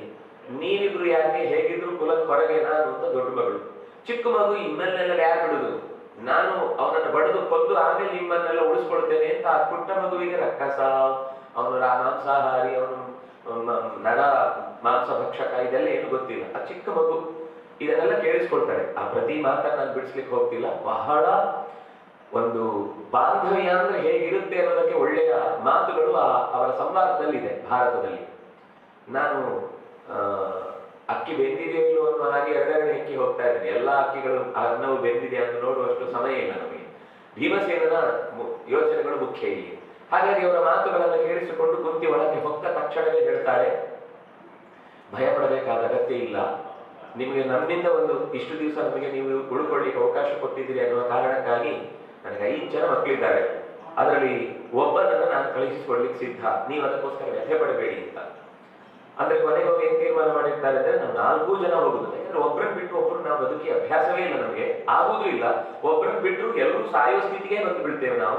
ಅದಕ್ಕಿಂತ ನಾವು 4 ಜನ ಹೋಗೋಣ ಅಂತ ತೀರ್ಮಾನ ಬರುವಷ್ಟರಲ್ಲಿ ಆಕೆ ಹೋಗಿ ತನ್ನ ನಿರ್ಧಾರವನ್ನು ಮಾತಾಡ್ತಾಳೆ. ಅವರು ಕಂಗಾಲಾಗ್ತಾರೆ. ಅಯ್ಯೋ, ಅತಿಥಿಗಳಾಗಿ ಬಂದವರನ್ನ ನಾವು ಏನಾದ್ರೂ ತೊಂದರೆ ಆದ್ರೆ ನಮ್ಮ ಜೀವ ಕೊಟ್ಟು ಉಳಿಸ್ಬೇಕು ಹೊರತು ಅತಿಥಿಗಳನ್ನೇ ಹೋಗ್ಲಿ ಅಂತ ಬಲಿ ಕೊಡುವಂತಹ ಇನ್ನೂ ಕೆಟ್ಟ ಪಾಪಕ್ಕೆ ನಮ್ಮನ್ನು ತಡಬೇಡಿ, ಅದು ಸಾಧ್ಯ ಇಲ್ಲ ಅಂತ. ಅದಕ್ಕೆ ಅವ್ರು ಹೇಳ್ತಾರೆ, ನನ್ನ ಮಕ್ಕಳು ಹೆಚ್ಚಾಗಿದೆ ಅಂತ ನಿಮ್ಮ ಹತ್ರ ಕಳಿಸ್ತಾ ಇಲ್ಲ. ನನ್ನ ಮಗನಿಗಿರುವಂತಹ ಅಪೂರ್ವವಾದ ನಿಮ್ಮ ಹತ್ರ ಮಾತ್ರ ಇರಲಿ. ಇದು ಯಾರಾದ್ರೂ ಹೇಳಲಿಕ್ಕಿರುವ ಸಂಗತಿ ಅಲ್ಲ. ಅವನಿಗೆ ಒಂದು ಋಷಿಗಳು ಕೊಟ್ಟಂತಹ ಅಪೂರ್ವವಾದ ವಿದ್ಯೆ ಇದೆ, ಅದರಿಂದ ಅವನ ರಕ್ಕಸನನ್ನ ಬಡಿದು ಬರಬಲ್ಲ. ಅವನು ಮರಳಿ ಬರ್ತಾನೆ ಅಂತ ಅನ್ನುವ ನಂಬಿಕೆಯಿಂದಲೇ ನಾನು ನಿಮಗೆ ಈ ಸುದ್ದಿಯನ್ನು ಮುಟ್ಟಿಸ್ತಾ ಇದ್ದೇನೆ. ಅದ್ರ ಹೊರಗೆಲ್ಲ ಹೇಳ್ತಾ ಹೋದ್ರೆ ಮತ್ತೆ ನಾಳೆ ಪ್ರತಿಯೊಬ್ಬರು ಮನೆಯಿಂದಲೂ ಈ ಸುದ್ದಿ ಶುರುವಾಗುತ್ತೆ. ನಮ್ಮನೆ ನಮಗೂ ಅಂತ ಹೇಳ್ಕೊಡಿ, ನಾವು ಕಲಿತೇವೆ, ಹಾಗೆ ಹೀಗೆ ಅಂತ. ಅದು ಬಹಳ ಗುಟ್ಟಾಗಿ ಅವ್ರು ಯಾರಿಗೂ ಹೇಳದೆ ನೀನು ಈ ಕಾರ್ಯವನ್ನು ಮಾಡಬೇಕು ಅಂತ ಮಂತ್ರೋಪದೇಶ ಮಾಡಿದ್ದಾದ್ರಿಂದಾಗಿ ನಾನು ನಿಮ್ಗೋಸ್ಕರ ಇದನ್ನು ಹೇಳ್ತಾ ಇದ್ದೇನೆ ಅಂತ ಇಷ್ಟು ಸಮಾಧಾನ ಪಡಿಸಿದ ನಂತರ ಭೀಮಸೇನ ಹತ್ರ ಬಂದು ನಡೆದ ಸಂಗತಿಯನ್ನ ಹೇಳಿ, ಭೀಮಸೇನಿಗೆ ಅವತ್ತು ಮುಖ ಲಕಲಕ ಅಂತ ಹೊಳಿತಾ ಇದೆ. ಯಾಕೆಂದ್ರೆ ಬಹಳ ದಿವಸದಿಂದ ಅಂದ್ರೆ ಕಮ್ಮಿ ಆಯ್ತು ಅಂತ ಅನ್ನೋದಲ್ಲ, ಹೆಚ್ಚು ಸಿಕ್ತಿತ್ತು ಅಂತ ಅನ್ನೋದು ಇರ್ತಿರ್ಲಿಲ್ಲ. ಅವತ್ತು ಆ ಬಂಡಿ ಅನ್ನದ ವ್ಯವಸ್ಥೆಯನ್ನ ಹೇಳಿದ, ನಾನು ಮೊದಲು ಒಂದ್ಸರ್ತಿ ಅಷ್ಟೇ ಉಣ್ತೇನೆ, ಆಮೇಲೆ ನೀವು ಬಂಡಿಯಲ್ಲಿ ತುಂಬಿಸ್ಬೇಕು, ಅದು ಬೇರೆ ಅಂತ ಮೊದಲು ತಾನುಂಟು ಬೆಳಗಿನ ಹೊತ್ತಿಗೆ ಎಲ್ಲ ಸಿದ್ಧ ಮಾಡಿ ಎಲ್ಲ ಅದು ಒಂದು ಜೋಡೆತ್ತು, ಜೊತೆಗೆ ಬಂಡಿಯಲ್ಲಿ ಎಲ್ಲ ಪಾತ್ರೆಗಳ ತುಂಬಾ ಯಾವುದು ಲೋಟೆ, ತಟ್ಟೆ, ಬುತ್ತಿ ಅಲ್ಲ, ಎಲ್ಲ ದೊಡ್ಡ ದೊಡ್ಡ ಕೊಳಗಗಳಲ್ಲೇ ಹಾಲು, ಮೊಸರು, ಬೆಣ್ಣೆ, ತುಪ್ಪಗಳು ಕೊಳಗದಲ್ಲಿ ಹಾಗೆ ತುಂಬಿಟ್ಟ ದೊಡ್ಡ ಗಾಡಿಯನ್ನ ನಡೆಸಿಕೊಂಡು ಭೀಮಸೇನ ಹೋಗುವುದು ತೀರ್ಮಾನ ಆಯಿತು. ಆದ್ರೆ ಈ ತೀರ್ಮಾನ ಮರು ದಿವಸ ನಡೆಯುವ ಮುನ್ನ ಬೇಡಿ ಬಂದ ಮನೆಗೆ ಯುಧಿಷ್ಠಿರನ ಮುಖದಲ್ಲಿ, ಇವನ ಮುಖದಲ್ಲಿರುವ ನಗು ನೋಡಿ ಆಶ್ಚರ್ಯ. ಇವನ್ ಯಾಕೆ ಇಷ್ಟು ಖುಷಿಯಲ್ಲಿದ್ದಾನೆ? ಯಾವಾಗ್ಲೂ ಸಭೆ ಮೊರೆ ಹಾಕೊಂಡು ಕೂತಿರ್ತಾನೆ. ಬಂದ್ರ ಅರ್ಧ ಪಾಲ್ ಮಾಡಿದ್ರೆ ಒಂದು 2 ತುತ್ತು ಅವನಿಗೆ ಈ ಸ್ಮೆಲ್ ನೋಡ್ಲಿಕ್ಕೂ ಸಿಗ್ತಿರ್ಲಿಲ್ಲ ಇವ್ರು ತರುವ ಪದಾರ್ಥಗಳು. ಇವತ್ತು ಇಷ್ಟು ಖುಷಿಯಾಗಿದ್ದಾನೆ ಅಂತ ಹಾಗೆಲ್ಲ ಇದ್ದ ಕಥೆ ಹೇಳ್ತಾಳೆ. ಆಗ ಯುಧಿಷ್ಠಿರನಿಗೆ ಸ್ವಲ್ಪ ಆತಂಕ ಆಗುತ್ತೆ. ಏನಮ್ಮ ನೀನು ಏನ್ ನಿರ್ಧಾರ ತಗೊಂಡ್ಬಿಟ್ಟಿ? ಭೀಮಸೇನ ನನ್ನ ಕಣ್ಣು ಕಳ್ಕೊಂಡು ಕುರುಡರಾಗಿ ನಾವು ಓಡಾಡ್ಲಿಕ್ಕಾಗತ್ತಾ? ಮುಂದೆ ನಾನು ದುರ್ಯೋಧನನ ಎದುರುಗಡೆ ನಿಂತು ನಮ್ಮ ಗೆಲುವನ್ನ, ನಮ್ಮ ನೆಲವನ್ನ ನಾವು ಮರಳಿ ಪಡೆಯುತ್ತೇವೆ ಅಂತ ಭಾವಿಸಿದ್ದೆ ಇವನ ನೇತೃತ್ವದಲ್ಲಿ. ನೀನು ಇವನನ್ನೇ ಕಳುಹಿಸಿಕೊಡ್ತೇನೆ ಅಂತ ಯಾವ ನಿರ್ಧಾರ ಮಾಡಿದಿ? ಆಗ ಭೀಮಸೇನ ಹೇಳ್ತಾನೆ, ಅಮ್ಮ ಯಾವತ್ತೂ ತಪ್ಪು ನಿರ್ಧಾರ ತಗೊಳ್ಳಲ್ಲ. ನಾನು ಕೂಡ ಒಪ್ಪಿಗೆ ಕೊಟ್ಟ ಮೇಲೆ ನಿರ್ಧಾರ. ಆದ್ರೂ ನಾನು ಅಣ್ಣನಾಗಿ, ರಾಜನಾಗಿ, ದೊಡ್ಡವನಾಗಿ ನನ್ನ ಮಾತು ಕೇಳಬೇಕಿತ್ತಲ್ಲ, ನಿನ್ನ ಹತ್ರನೂ ಕೇಳಬೇಕು ಅಂತಾನೆ ಇಷ್ಟೊತ್ತು ನಾವು ತೀರ್ಮಾನ ಮಾಡಿದ್ದು. ನೀನು ಕೂಡ ಯೋಚನೆ ಮಾಡ್ಲಿಕ್ಕೆ ಅವಕಾಶ ಇದೆ ಅಂತ ಹೇಳಿದಾಗ ಕುಂತಿ ಹೇಳ್ತಾಳೆ, ನನಗೆ ಭೀಮಸೇನನ ಬಗ್ಗೆ ಅಪಾರವಾದ ನಂಬಿಕೆ ಇದೆ. ಹುಟ್ಟುತ್ತಲೇ 10ನೇ ದಿವಸದಲ್ಲಿ ಬೆಟ್ಟದಿಂದ ಬಿದ್ದಾಗಲೇ ಬೆಟ್ಟದ ತುದಿ ಒಡೆದು ಹೋಯಿತು ಹೊರತು ಈ ಮಗುವಿನ ಬೆನ್ನು ಗಾಯ ಆಗಲಿಲ್ಲ, ಮೈಕೈ ತರಚಲಿಲ್ಲ ಅನ್ನುವಾಗಲೇ ನನಗೆ ಗೊತ್ತಿದೆ ಇವನು ಎಂಥ ಸಮರ್ಥ ಅಂತ. ಭೀಮಸೇನನ ಬಗ್ಗೆ ನೀನು ಸಂದೇಹ ಪಡುವುದರಲ್ಲಿ ನನ್ನನ್ನು ಸಂದೇಹ ಪಟ್ಟ ಹಾಗೆ ಭೀಮನನ್ನು ಸಂದೇಹ ಪಟ್ಟ ಹಾಗೆ ಯೋಚನೆ ಮಾಡು. ಅಷ್ಟಾದ್ಮೇಲೆ ಒಮ್ಮೆ ಬಂದ ಆತಂಕ, ಆಮೇಲೆ ಭೀಮನ ವಿಷದ ಲಡ್ಡುಗೆ ಉಂಡು ಬದುಕಿದ್ದು, ವಿಷದ ಸರ್ಪ ಕಚ್ಚಿಯು ಬದುಕಿದ್ದು, ಪ್ರಮಾಣ ಕೋಟಿಯಲ್ಲಿ ಕೈಕಾಲು ಕಟ್ಟಿ ಹಾಕಿ 8 ದಿನಗಳ ನಂತರ ಮರಳಿ ಬಂದದ್ದು, ಇದೇ ರೀತಿ ನೂರಾರು ಸರ್ತಿ ಆದ ಆಘಾತಗಳನ್ನೆಲ್ಲ ತಪ್ಪಿಸಿಕೊಂಡು ನಮ್ಮನ್ನು ಉಳಿಸಿದ್ದು ಭೀಮಸೇನನೇ ತನ್ನ ನೆನಪಾದಾಗ, ಅಲ್ಲ ದುರ್ಯೋಧನನ ಅದರ ಬಗ್ಗೆ ಯೋಚನೆ ಮಾಡುವುದು ಬೇಡ. ಈಗ ಈ ಮನೆಗೆ ಆತಂಕ ಒಡ್ಡಿದೆ, ನಮ್ಗೆ ಆತಂಕ ಬರುತ್ತೆ ಅಂತ ನಾವು ಈ ಮನೆಗೆ ನಮಗೆ ಅನುಕೂಲ ಮಾಡಿಕೊಟ್ಟವರ ಬದುಕನ್ನು ನಾವು ನೀರಲ್ಲಿ ಬಿಡ್ಲಿಕ್ಕಾಗುದಿಲ್ಲ. ಏನಾದ್ರೂ ಸರಿ ನಾವು ಒಳ್ಳೆ ಕೆಲಸಕ್ಕೋಸ್ಕರ ಈ ಕೈ ಹಾಕಿದ್ರಲ್ಲಿ ಏನು ತಪ್ಪಿಲ್ಲ ಅಂತ ನಿರ್ಧಾರ ಮಾಡಿ ಹೇಳಿದ ಮೇಲೆ ಭೀಮಸೇನ ಮರುದಿನ ಬೆಳಗ್ಗೆ ಬೇಗನೆ ತಾನು ಹೊಟ್ಟೆ ತುಂಬಿಸಿಕೊಂಡು ಹೊರಟಿದ್ದಾನೆ. ಹೊರಟ ದಾರಿಯಲ್ಲಿ ಅನ್ನಿಸ್ತು, ಇದನ್ನ ಯಾಕೆ ಅವನಿಗೆ ಕೊಡ್ಬೇಕು, ಹೇಗಿದ್ರು ಅವನನ್ನ ಸಾಯಿಸೋನೆ, ಸಾಯಿಸಿದ ಮೇಲೆ ತಿನ್ಲಿಕ್ಕಾಗಲ್ಲ, ಮೈಲಿಗೆ ಆಗುತ್ತೆ, ಮೃದಾ ಶೌಚ ಬರುತ್ತೆ, ಅದನ್ನ ಮೊದಲೇ ತಿಂದು ಆಮೇಲೆ ಅವನನ್ನು ಕೊಲ್ಲುವ ಯೋಚನೆ ಅಂತ ಹೇಳಿ ದಾರಿಯಲ್ಲಿ ಬರ್ತಾ ಬರ್ತಾ ಬರ್ತಾ ಸ್ವಲ್ಪ ದೂರಕ್ಕೆ ಬಂದ ಮೇಲೆ ನೋಡ್ತಾನೆ ಒಂದು ಜಾಗ. ನೋಡಿ ಅದು ವರ್ಣನೆ ಎಷ್ಟು ಭಯಾನಕವಾಗಿದೆ ಅಂದ್ರೆ, ಅವರು ಒಂದು ಬೆಟ್ಟದ ಬುಡವನ್ನು ಪ್ರವೇಶ ಮಾಡುವಾಗ ಒಂದು ಕಡೆ ಬರೀ ತಲೆಬುರುಡೆಗಳ ರಾಶಿ, ಇನ್ನೊಂದು ಕಡೆ ಪೂರ್ತಿ ಸುಲಿದು ಹಾಕಿದ ಚರ್ಮಗಳ ಇನ್ನೂ ನೆತ್ತರು ಹಾಗೆ ಬಸಿದು ಇಳಿತಾ ಇರುವಂತಹ ಚರ್ಮದ ರಾಶಿ. ಹೀಗೆ ಅದೆಲ್ಲವನ್ನು ಇಲ್ಲೆಲ್ಲ ತಿನ್ಲಿಕ್ಕೆ ಸರಿ ಹೋಗುದಿಲ್ಲ ಅಂತ ಅದನ್ನೆಲ್ಲ ಅಂದ್ರೆ ಆ ಪಕ್ಕದಲ್ಲಿ ನಿಲ್ಲದ ಅದಕ್ಕಿಂತ ಇನ್ನೂ ಮುಂದೆ ಹೋಗಿ ಒಂದು ಖಾಲಿ ಪ್ರಶಾಂತವಾದ ಬೆಟ್ಟದ ಪಕ್ಕದ ಆಲದ ಮರದ ಬುಡದಲ್ಲಿ ಎಲ್ಲ ಶುದ್ಧವಾಗಿರುವ ಜಾಗವನ್ನು ನೋಡಿಕೊಂಡು ತೊರೆಯಿಂದ ಒಂದಿಷ್ಟು ನೀರನ್ನು ತಂದುಕೊಂಡು ಯಥಾ ಪ್ರಕಾರ ಎಲ್ಲ ಬಿಡಿಸಿಟ್ಟುಕೊಂಡು ಕೂತು ತಿನ್ಲಿಕ್ಕೆ ಶುರು ಮಾಡಿದ. ಬೆಟ್ಟದ ಬುಡದ ತನಕ ತಿಂತಾ ಇರುವ ಆ ತುಪ್ಪದ ಪರಿಮಳ, ಹಳ್ಳಿಯವರಿಗೆ ಗೊತ್ತಿರುತ್ತೆ, ತುಪ್ಪ ಒಂದು ಕಾಯಿಸಿದ್ರು ಅಂದ್ರೆ ಒಂದು 10 ಮನೆಗೆ ಚೆನ್ನಾಗಿ ಪರಿಮಳ ಬರುತ್ತೆ. ನಾವೀಗ ತುಪ್ಪ ಮೂಗೊಳಗೆ ಹಾಕೊಂಡ್ರು ಗೊತ್ತಾಗಲ್ಲ ತುಪ್ಪ ಅಂತ, ಯಾಕೆಂದ್ರೆ ಅದು ತುಪ್ಪದ ಮೂಲ ಅಂಶವಿಲ್ಲ. ಯಾಕೆಂದ್ರೆ ನಾವು ಈಗ ಹೇಳ್ಬೇಕಾದದ್ದು ಶುದ್ಧ ದನದ ಶುದ್ಧ ತುಪ್ಪ ಅಂತ, ಯಾಕೆಂದ್ರೆ ದನವೂ ಶುದ್ಧ ಇರುವುದಿಲ್ಲ, ತುಪ್ಪ ಅಂತೂ ಶುದ್ಧದ ಬಗ್ಗೆ ನಾವು ಮಾತಾಡುವುದೇ ಕಷ್ಟ. ಅದರಿಂದಾಗಿ ಅದರ ಪರಿಮಳ ರಾಕ್ಷಸರ ಮೂಗಿಗೆ ಜೋರಾಗಿ ಬಡಿತಾ ಇದೆ, ಆಹಾರ ಬರ್ತಿಲ್ಲ. ಇದು ಏನಾಗ್ತಿದೆ ಇಲ್ಲಿ? ಗುಹೆಯಿಂದ ಹೊರಗೆ ಬಂದು ನೋಡಿದ್ರೆ ಎಲ್ಲೂ ಕಾಣಿಸ್ಲಿಲ್ಲ, ಆದ್ರೆ ಪರಿಮಳ ಬರ್ತಿದೆ. ಮತ್ತೆ ಸ್ವಲ್ಪ ಅಕ್ಕಪಕ್ಕ ಕತ್ತು ತಿರುಗಿಸಿ ನೋಡಿದಾಗ ಗೊತ್ತಾಗುತ್ತೆ, ದೂರದಲ್ಲಿ ಒಬ್ಬ ಕೂತ್ಕೊಂಡು ಆರಾಮ ಕೂತ್ಕೊಂಡು ತಿಂದ, ಎಲ್ಲ ಕ್ರಮದ ಪ್ರಕಾರ ಬಡಿಸಿಟ್ಕೊಳ್ಳಿಕ್ಕೆ ಎಲ್ಲ ಎದುರುಗಡೆ ಇಟ್ಕೊಂಡು ಹಾಕೊಂಡು ತಿಂತಾ ಇದ್ದಾನೆ. ಸಿಟ್ಟು ಬಂತು ಅವನಿಗೆ, ಕಿರುಚಿದ, ತಿರುಗಲೇ ಇಲ್ಲ ಭೀಮಸೇನ. ಮತ್ತು ಜೋರಾಗಿ ಒಂದು ದೊಡ್ಡ ಮರದ ಬೊಡ್ಡೆಯನ್ನು ತೆಗೆದು ಎಸೆದ್ರೆ ಅದನ್ನು ನೋಡ್ಲಿಲ್ಲ, ಅಲ್ಲಿಂದ ಎಡಗೈಯಿಂದ ಹೀಗೆ ತೆಗೆದು ಪಕ್ಕಕ್ಕೆಸ್ತು ಮತ್ತೆ ತಿನ್ಲಿಕ್ಕೆ ಶುರು ಮಾಡಿದ. ಇನ್ನೂ ಸಿಟ್ಟು ಬಂತು ಅವನಿಗೆ. ಈಗ ಯಾರಾದ್ರೂ ಬೈದಾಗ ರಿಯಾಕ್ಷನ್ ಕೊಟ್ರೆ ಆಗ ಅವರಿಗೆ ಸ್ವಲ್ಪ ಸಮಾಧಾನ ಆಗುತ್ತೆ. ನಾನು ಬೈದದ್ದು ಅವನಿಗೆ ತಾಕ್ತು ಅಂತ. ಬೈದದಕ್ಕೆ ಪ್ರತಿಕ್ರಿಯೆನೇ ಇಲ್ಲದೆ ಇದ್ದಾಗ ಅದು ಜಾಸ್ತಿ ಸಿಟ್ಟು ಬರುತ್ತೆ. ಅದು ನಿಜವಾಗಿಯೂ ವಿನಾಕಾರಣ ನಮ್ಮನ್ನು ಬೈತಾ ಇದ್ದಾಗ ನಾವು ನಕ್ಕು ಬಿಟ್ಟಿರತ್ತು ಅವನ ಇಡೀ ಒಳಗಿನ ಧೃತಿಯೇ ಕೆಟ್ಟು ಹೋಗುತ್ತೆ. ಈ ಸಿಟ್ಟು ಜಾಸ್ತಿ ಆಯ್ತು, ಓಡಿ ಬಂದು ಇನ್ನ ಬೆನ್ನಿನ ಹಿಂಭಾಗಕ್ಕೆ ಜೋರಾಗಿ ಹೊಡಿಬೇಕು ಅಂತ 2 ಕೈಗಳನ್ನು ಮುಷ್ಟಿ ಹಿಡಿದು ಹೊಡೆಯುವಾಗ ಎಡಗೈ ಗಟ್ಟಿ ಹಾಗೆ ಹಿಡ್ಕೊಂಡು ನೆಲಕ್ಕೆ ಒತ್ತಿ ಇಟ್ಟ. ಇನ್ನು ಸ್ವಲ್ಪ ಬಾಕಿ ಇತ್ತು, ಕೊನೆಯ 4 ತುತ್ತು ಬಾಕಿ ಇತ್ತು. ಎಲ್ಲ ಮಜ್ಜಿಗೆ ಹಾಕೊಂಡು ಕ್ಲೀನಾಗಿ ಎಲ್ಲ ತಿಂದು ಆಮೇಲೆ ಅವನನ್ನ ಪಕ್ಕಕ್ಕೊಂದ್ಸರ್ತಿ ಸರಿಸಿ ಆಚಮನೆ ಕೊನೆಯದು ಊಟ ಆದ್ಮೇಲೆ ಒಂದು ಯಜ್ಞ ಅಲ್ವಾ, ಯಜ್ಞದ ಸಮಾಪ್ತಿಯನ್ನು ಮಾಡಿ ಕೈ ತೊಳೆದು ಈಗ ಹೇಳಿ ಸಮಸ್ಯೆ ಏನು, ನನಗೆ ಅಂತ ಇಟ್ಟದ್ದನ್ನು ನೀನು ಹೇಗೆ ತಿಂತಾ ಇದ್ದೀನಿ, ನಿನಗೆ ಅಂತ ಯಾರು ಹೇಳಿದ್ದು, ನಾನು ತಂದು ನನ್ನ ಎದುರುಗಡೆ ಬಂದಾಗ ನನಗೆ ಅಂತ ಕೊಟ್ಟು ಕಳಿಸಿದ್ದು, ನಾನು ತಿಂದಿದ್ದೇನೆ. ಯುದ್ಧ ಆಯಿತು. ಯುದ್ಧದಲ್ಲಿ ಬಕಾಸುರನನ್ನ ಅವನು ರಾಮಾಯಣದ ಕಾಲದಲ್ಲಿ ಬಂದವನು. ಆಗ ತಪ್ಪಿಸಿಕೊಂಡು ಓಡಿ ಹೋಗಿದ್ದ, ರಾವಣನ ಹತ್ತಿರದಲ್ಲಿ ಇದ್ದವನು. ಆಮೇಲೆ ಈ ಯುದ್ಧಗಳೆಲ್ಲ ನಡೆಯುತ್ತೆ ಅಂತ ಗೊತ್ತಾಗುವ ಮುನ್ನವೇ ತಪ್ಪಿಸಿಕೊಂಡು ದಂಡಕಾರಣ್ಯದಲ್ಲಿ ಎಲ್ಲೋ ಅಡಗಿ ಕೂತವನು. ಈಗ ಈ ಪ್ರದೇಶದಲ್ಲಿ ಇದ್ದುಕೊಂಡು ಭೀಮನ ಮೇಲೆ ದಾಳಿ ಮಾಡುವ ಪ್ರಸಂಗದಲ್ಲಿ ನರಭಕ್ಷಕನಾಗಿ ಅವನ ಒಟ್ಟಿಗೆ 1,00,000 ಜನ ಇದೇ ರೀತಿಯ ನರಭಕ್ಷಕರಿದ್ರು ಅವನ ಸೇನೆ.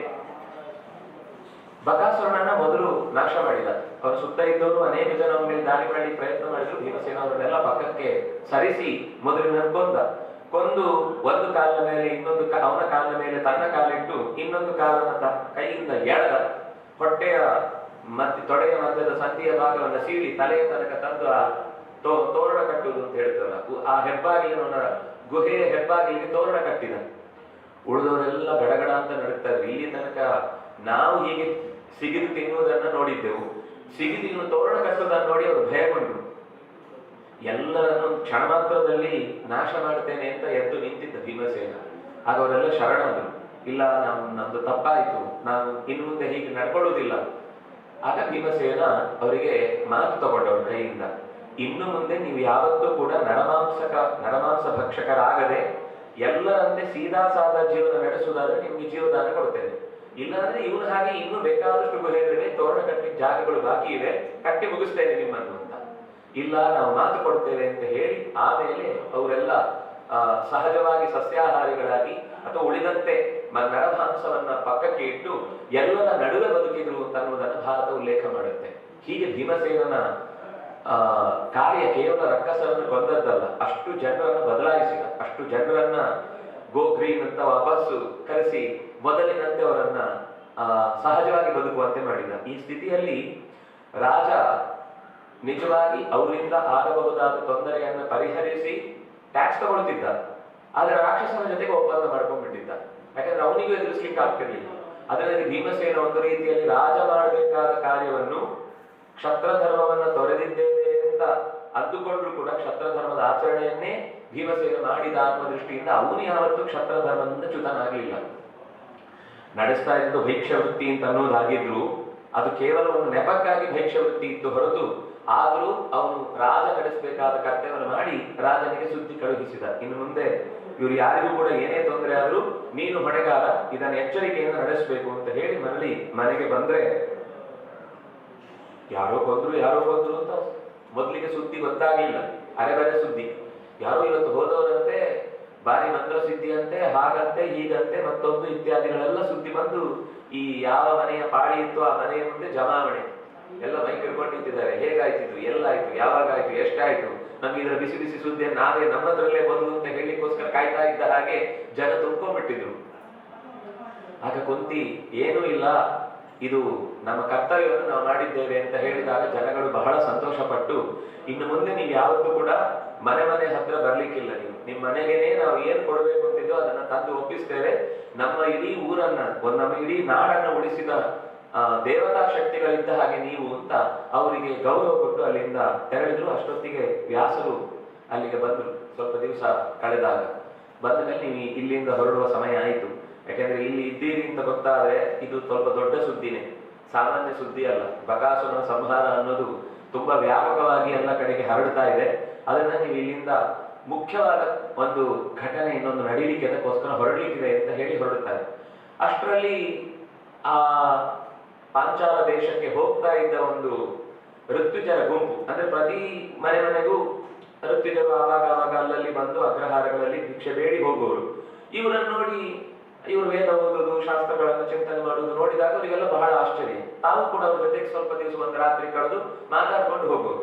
ಅದರಲ್ಲಿ ಈ ಪಾಂಚಾಲ ದೇಶಕ್ಕೆ ಹೋಗ್ತಾ ಇದ್ದಂತಹ ಒಂದು ಋತ್ವಿಜರ ಗುಂಪಿನಲ್ಲಿ ಒಬ್ಬ ಹಿರಿಯ ಇವರನ್ನ ರಾತ್ರಿ ಎಲ್ಲ ಒಳ್ಳೆ ವಿಷಯಗಳನ್ನೆಲ್ಲ ಮಾತಾಡಿ, ನಾವು ಈಗ ಪಾಂಚಾಲ ದೇಶಕ್ಕೆ ಹೋಗ್ತಾ ಇದ್ದೇವೆ, ಅಲ್ಲೊಂದು ದೊಡ್ಡ ಸ್ವಯಂವರದ ಕಥೆ ಇದೆ, ಆ ವ್ಯವಸ್ಥೆಯಲ್ಲಿ ಅನೇಕ ರಾಜರು ಬರ್ತಾರೆ ಸ್ವಯಂವರಕ್ಕೆ, ನಮ್ಗೆ ಗೆಲುವಾಗಲಿ ಅಂತ ಎಲ್ಲರೂ ಕೂಡ ದಾನ ದಕ್ಷಿಣೆ ಕೊಡ್ಲಿಕ್ಕೆ ಸಿದ್ಧವಾಗಿರ್ತಾರೆ. ಅದರಿಂದ ನಮ್ಗೆ ಖಂಡಿತ ಅಲ್ಲೆಲ್ಲ ಒಳ್ಳೆಯ ಕೈ ತುಂಬ ದಕ್ಷಿಣೆ ಸಿಗುವುದು ಸಾಧ್ಯ ಇದೆ, ಅದಕ್ಕೆ ನೀವು ಬಂದ್ಬಿಡಿ, ನಿಮಗೂ ಬೇಕಾದಷ್ಟು ದಕ್ಷಿಣೆ ಕೊಡಿಸ್ತೇವೆ ನಾವು ಅಂತೆಲ್ಲ ಹೇಳಿ, ಏನು ಅದು ವಿಶೇಷ ಅಂತ ಹೇಳಿದಾಗ ಆ ದ್ರೌಪದಿ ಮತ್ತು ದೃಷ್ಟದ್ಯುಮ್ನರ ಹುಟ್ಟಿದ ಕಥೆಯಿಂದ ಎಲ್ಲವನ್ನು ಹೇಳ್ತಾರೆ ಅಲ್ಲಿ. ದೃಪದ ಯಾಜೋಪಯಾಜರನ್ನ ಮುಂದಿಟ್ಟುಕೊಂಡು ನಡೆಸಿದ ಅತ್ಯಂತ ದೀರ್ಘ ಸತ್ರದಲ್ಲಿ ಅವನ ಹೆಂಡತಿ ಕಾಲಕ್ಕೆ ಸರಿಯಾಗಿ ಬರಲಿಲ್ಲ ಅನ್ನುವ ಕಾರಣಕ್ಕಾಗಿ ಸಿದ್ಧಪಡಿಸಿದ ಭವಿಷ್ಯಾನ್ನವನ್ನ ಯಜ್ಞಕ್ಕೆ ಹಾಕಿದಾಗ 18ರ ತರುಣ 18ರ ತರುಣಿ ಅಣ್ಣ ತಮ್ಮಂದರು ದೃಷ್ಟದ್ಯುಮ್ನ ಮತ್ತು ದ್ರೌಪದಿ ಹುಟ್ಟಿದ ಮನೆಯಲ್ಲಿ ದ್ರೌಪದಿಗೆ ಈಗ ಸ್ವಯಂವರದ ಕಾರ್ಯ ನಡೀತಾ ಇರುವಂಥದ್ದು.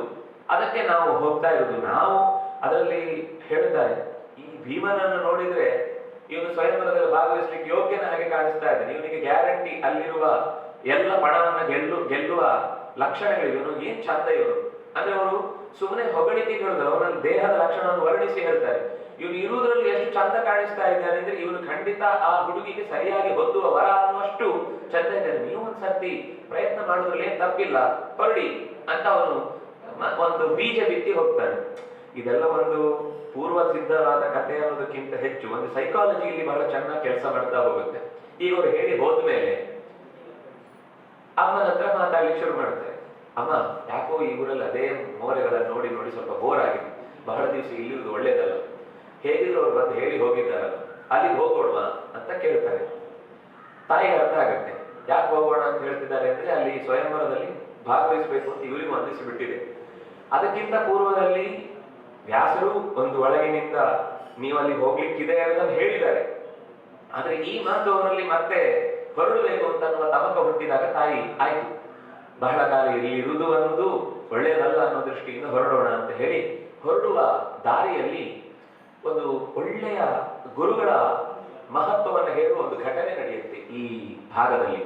ಇವರು ಹೋಗ್ತಾ ಇರ್ತಾರೆ, ಹೋಗುವ ದಾರಿಯಲ್ಲಿ ಅರ್ಜುನ ತುದಿಯಲ್ಲಿ ಇರ್ತಾನೆ, ಒಂದು ಪಂಚು ಹಿಡ್ಕೊಂಡು ಓಡಾಡ್ತಾ ಇರ್ತಾನೆ.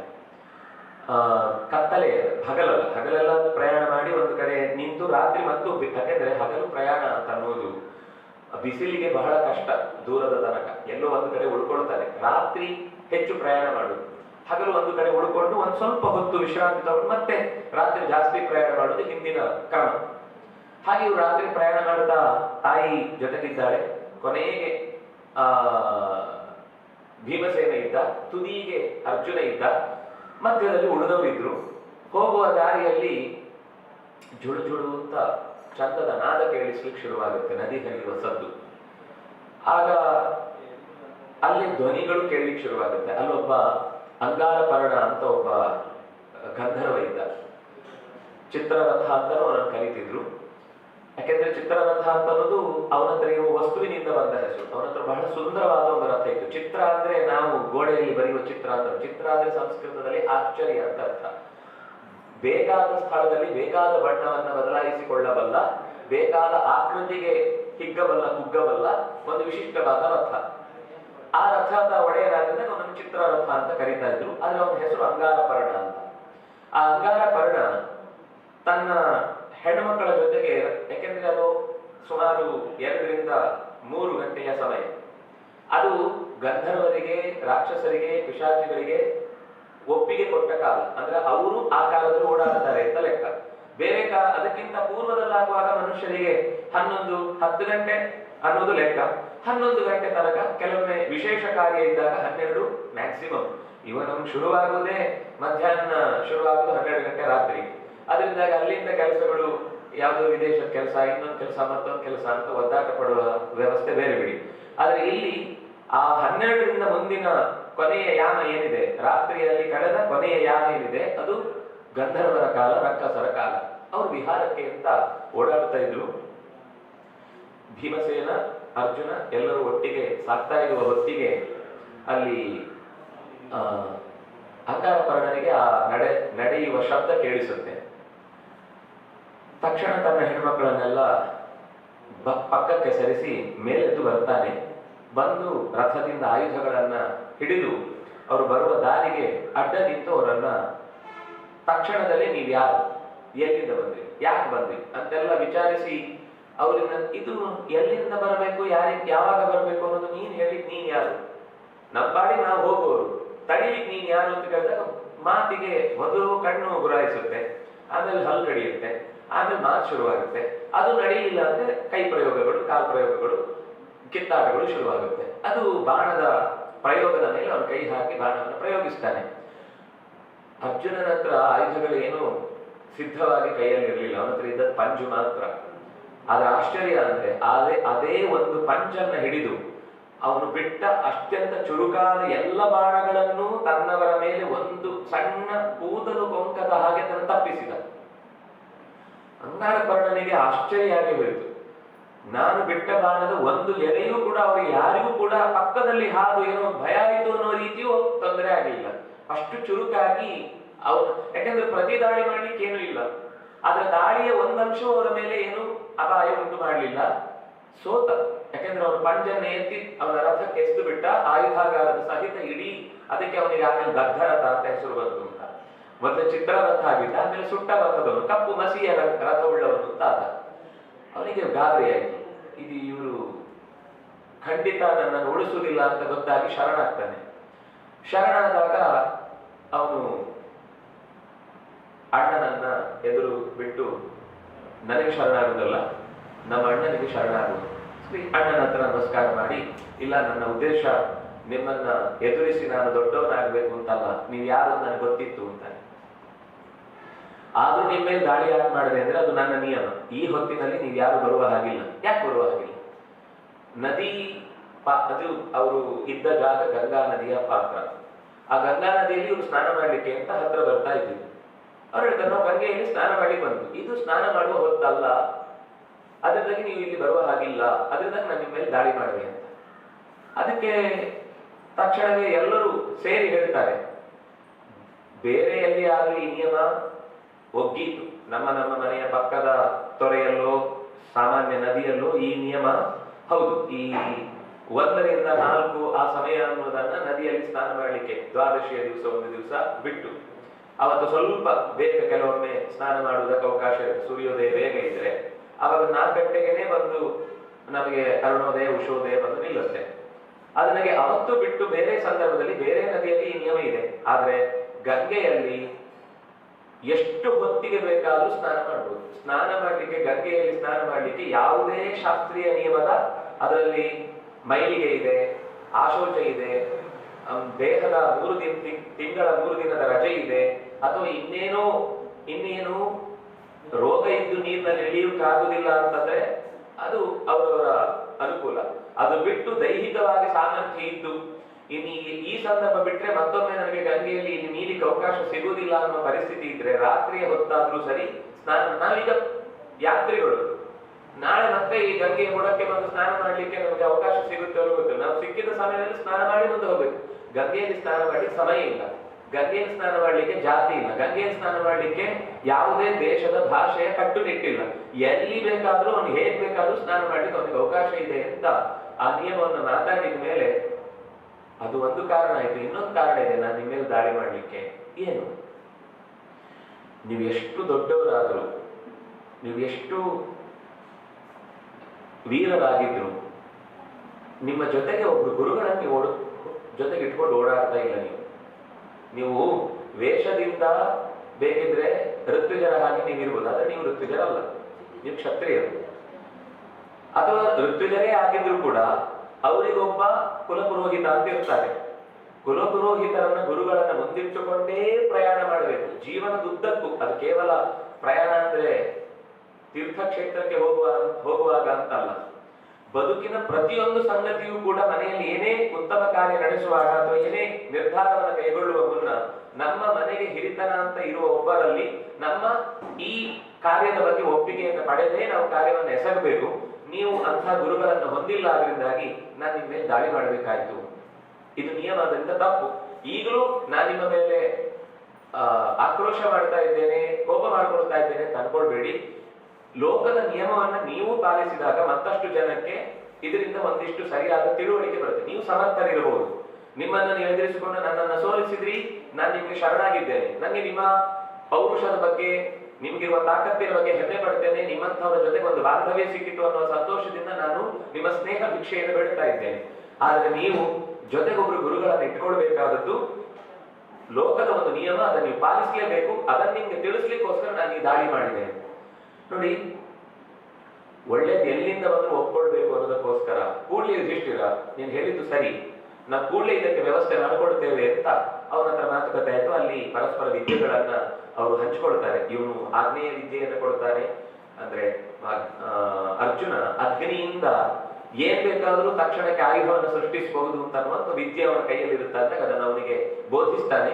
ಅವನ ಕೈಯಿಂದಲೂ ಚಾಕ್ಷುಷಿ ಅನ್ನುವ ವಿದ್ಯೆಯನ್ನ ಅರ್ಜುನ ಪಡ್ಕೊಳ್ತಾನೆ. ಅಂದ್ರೆ ಇಲ್ಲಿ ಕೂತೆ ನಮಗೆ ಯಾವ ಪ್ರದೇಶದಲ್ಲಿ ಏನ್ ನಡೀತಾ ಇದೆ ಅನ್ನೋದನ್ನ ತಿಳ್ಕೊಳ್ಬೇಕು ಅಂತ ಮನಸ್ಸಿಗೆ ಬಂದಾಗ ಅದನ್ನ ಪಡ್ಕೊಳ್ಳುವ ವಿದ್ಯೆಯನ್ನ ನಾನು ಕೊಡ್ತೇನೆ ಅಂತ ಅವನು ಹೇಳ್ತಾನೆ. ನೀನು ನನಗೆ ಜೀವದಾನ ಮಾಡಿದ್ದಿ ಅನ್ನೋ ಕಾರಣಕ್ಕೋಸ್ಕರ ನಾನು ಏನಾದ್ರೂ ಕೊಡ್ಬೇಕು ಅಂತ ನೀನ್ ನನ್ನ ಮುಂದೆ ವಿದ್ಯೆಯನ್ನು ಕೊಡ್ಲಿಕ್ಕೆ ಬರಬೇಡ ಅಂತ.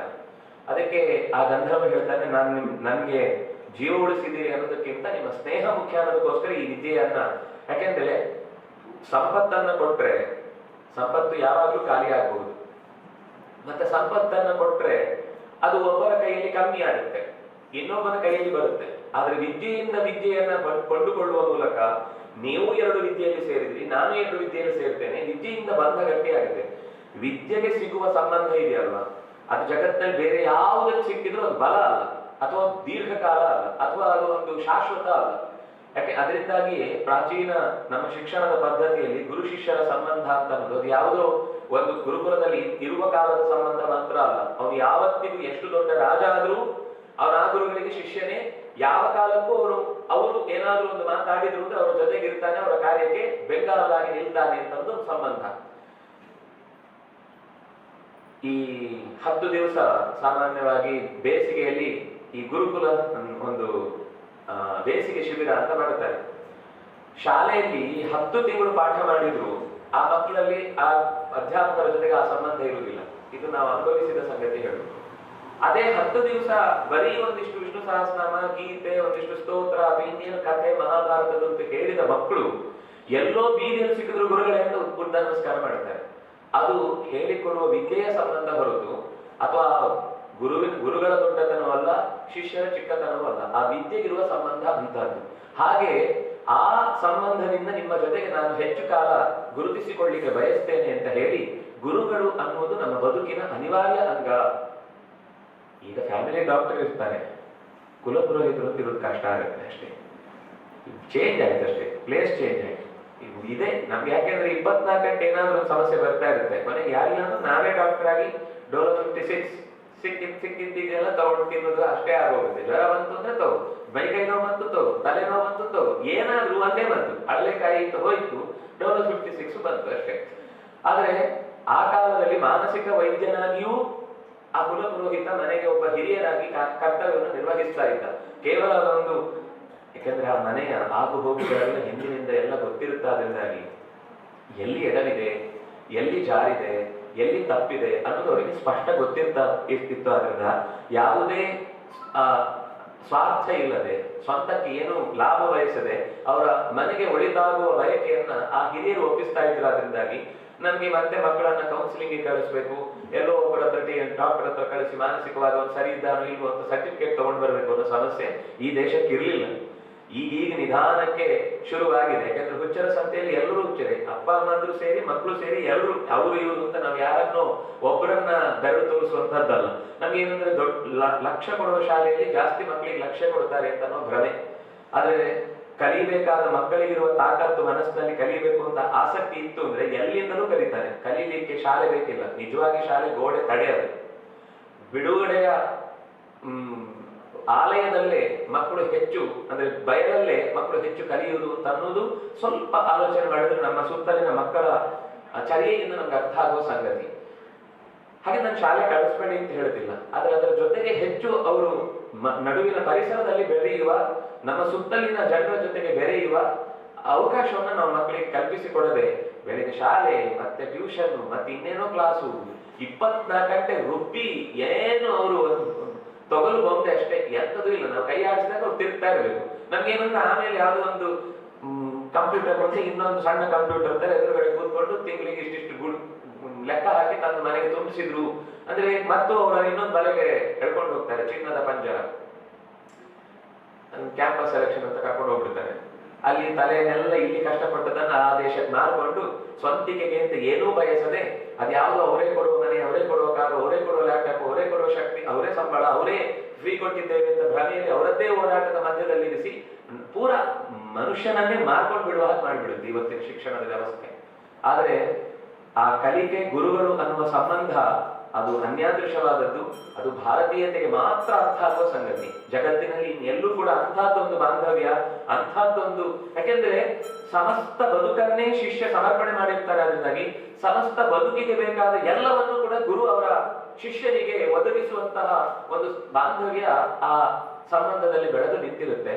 ಹೀಗೆ ಆ ಭೀಮ ಮತ್ತು ಅರ್ಜುನ ಇಬ್ಬರು ಮುಂದೆ ಅವನು ಹೇಳಿದ್ರಲ್ಲೂ ಒಳ್ಳೆದಿದೆ ಅಂತ ಅನ್ನುವ ಅಂಶವನ್ನು ಗಮನಿಸಿ ಧೌಮ್ಯ ಅನ್ನುವಂತ ಒಬ್ಬ ಋಷಿಗಳನ್ನ, ಈ ಧೌಮ್ಯರ ಕಥೆಯನ್ನ ಭಾರತದಲ್ಲಿ ಆರಂಭದಲ್ಲೇ ಒಂದು ಗುರುಕುಲ ನಡೆಸ್ತಾ ಇದ್ದ ಒಬ್ರು ದೊಡ್ಡ ಮಹಾಮಹೋಪಾಧ್ಯಾಯರು ಅಂತ ಹೇಳಿದ್ರು ತಪ್ಪಲ್ಲ. ಅಂಥವರನ್ನ ತಮಗೆ ಗುರು ಸ್ಥಾನದಲ್ಲಿ ಇರಿಸಿ ಮುಂದೆ ಅವರು ಯಾವಾಗ್ಲೂ ಅಗ್ನಿಹೋತ್ರದ ತಮ್ಮ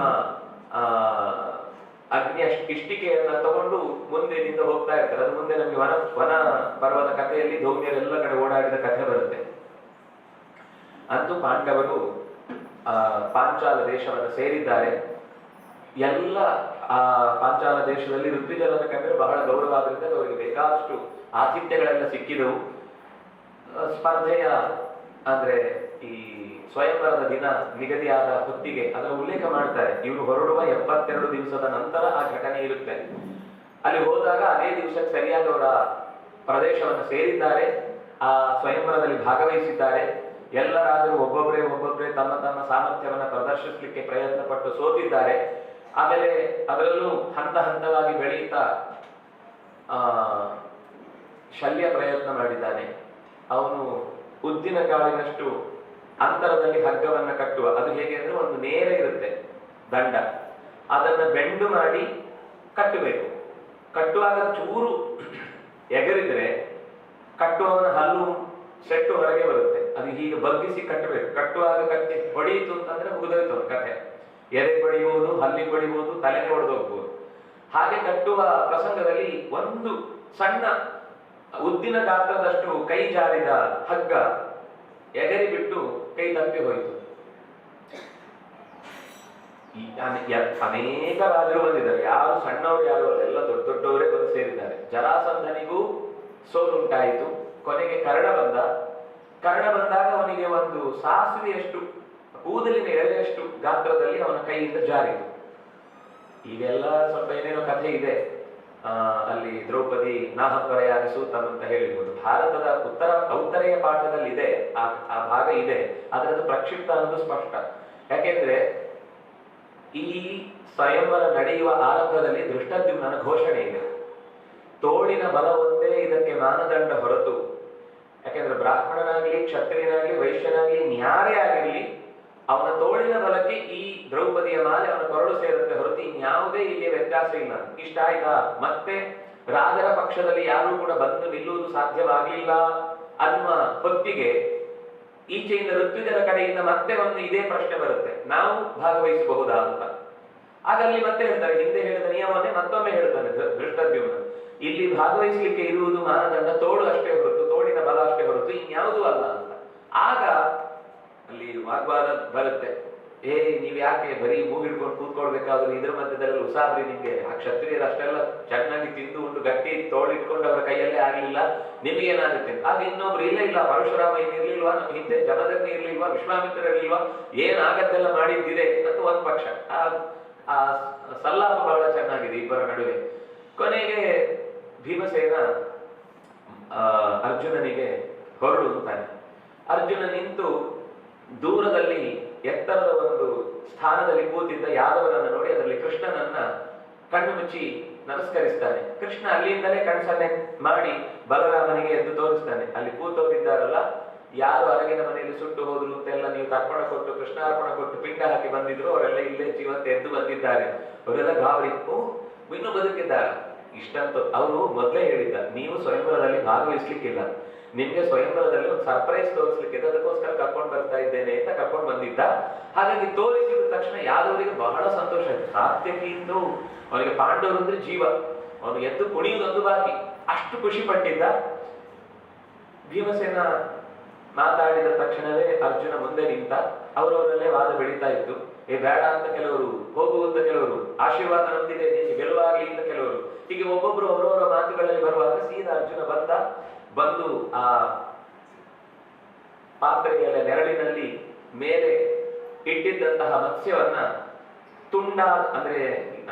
ತುಂಡಾದ ಬಾಣ ಇದ್ದದ್ದು ಕೃಷ್ಣನ ಲಕ್ಷಣೆಯ ವ್ಯವಸ್ಥೆಯಲ್ಲಿ. ಇಲ್ಲಿ 5 ಬಾಣ ಪೂರ್ತಿ ಇತ್ತು, ಅದರಲ್ಲಿ ಒಂದನ್ನು ಹೊಡಿಬೇಕಿತ್ತು, ಹೊಡೆದ. ಅಲ್ಲಿ ಇದಕ್ಕಿಂತಲೂ ಕಷ್ಟದ ವ್ಯವಸ್ಥೆ ಇದ್ದದ್ದು. ನಾವು ಅನ್ಕೊಂಡಿರೋದು ಅರ್ಜುನನಂತೆ ಬಹಳ ಕಷ್ಟದ ಪ್ರಯತ್ನ ಅನ್ಕೊಂಡ್ರೆ, ಕೃಷ್ಣನ ವ್ಯವಸ್ಥೆಯಲ್ಲಿ ಲಕ್ಷಣೆಯನ್ನು ಮದುವೆ ಆಗುವಾಗ ಅದು ಚಲಿಸ್ತಾ ಇತ್ತು, ಮತ್ತೆ ನೇರ ಕಾಣಿಸ್ತಿರ್ಲಿಲ್ಲ.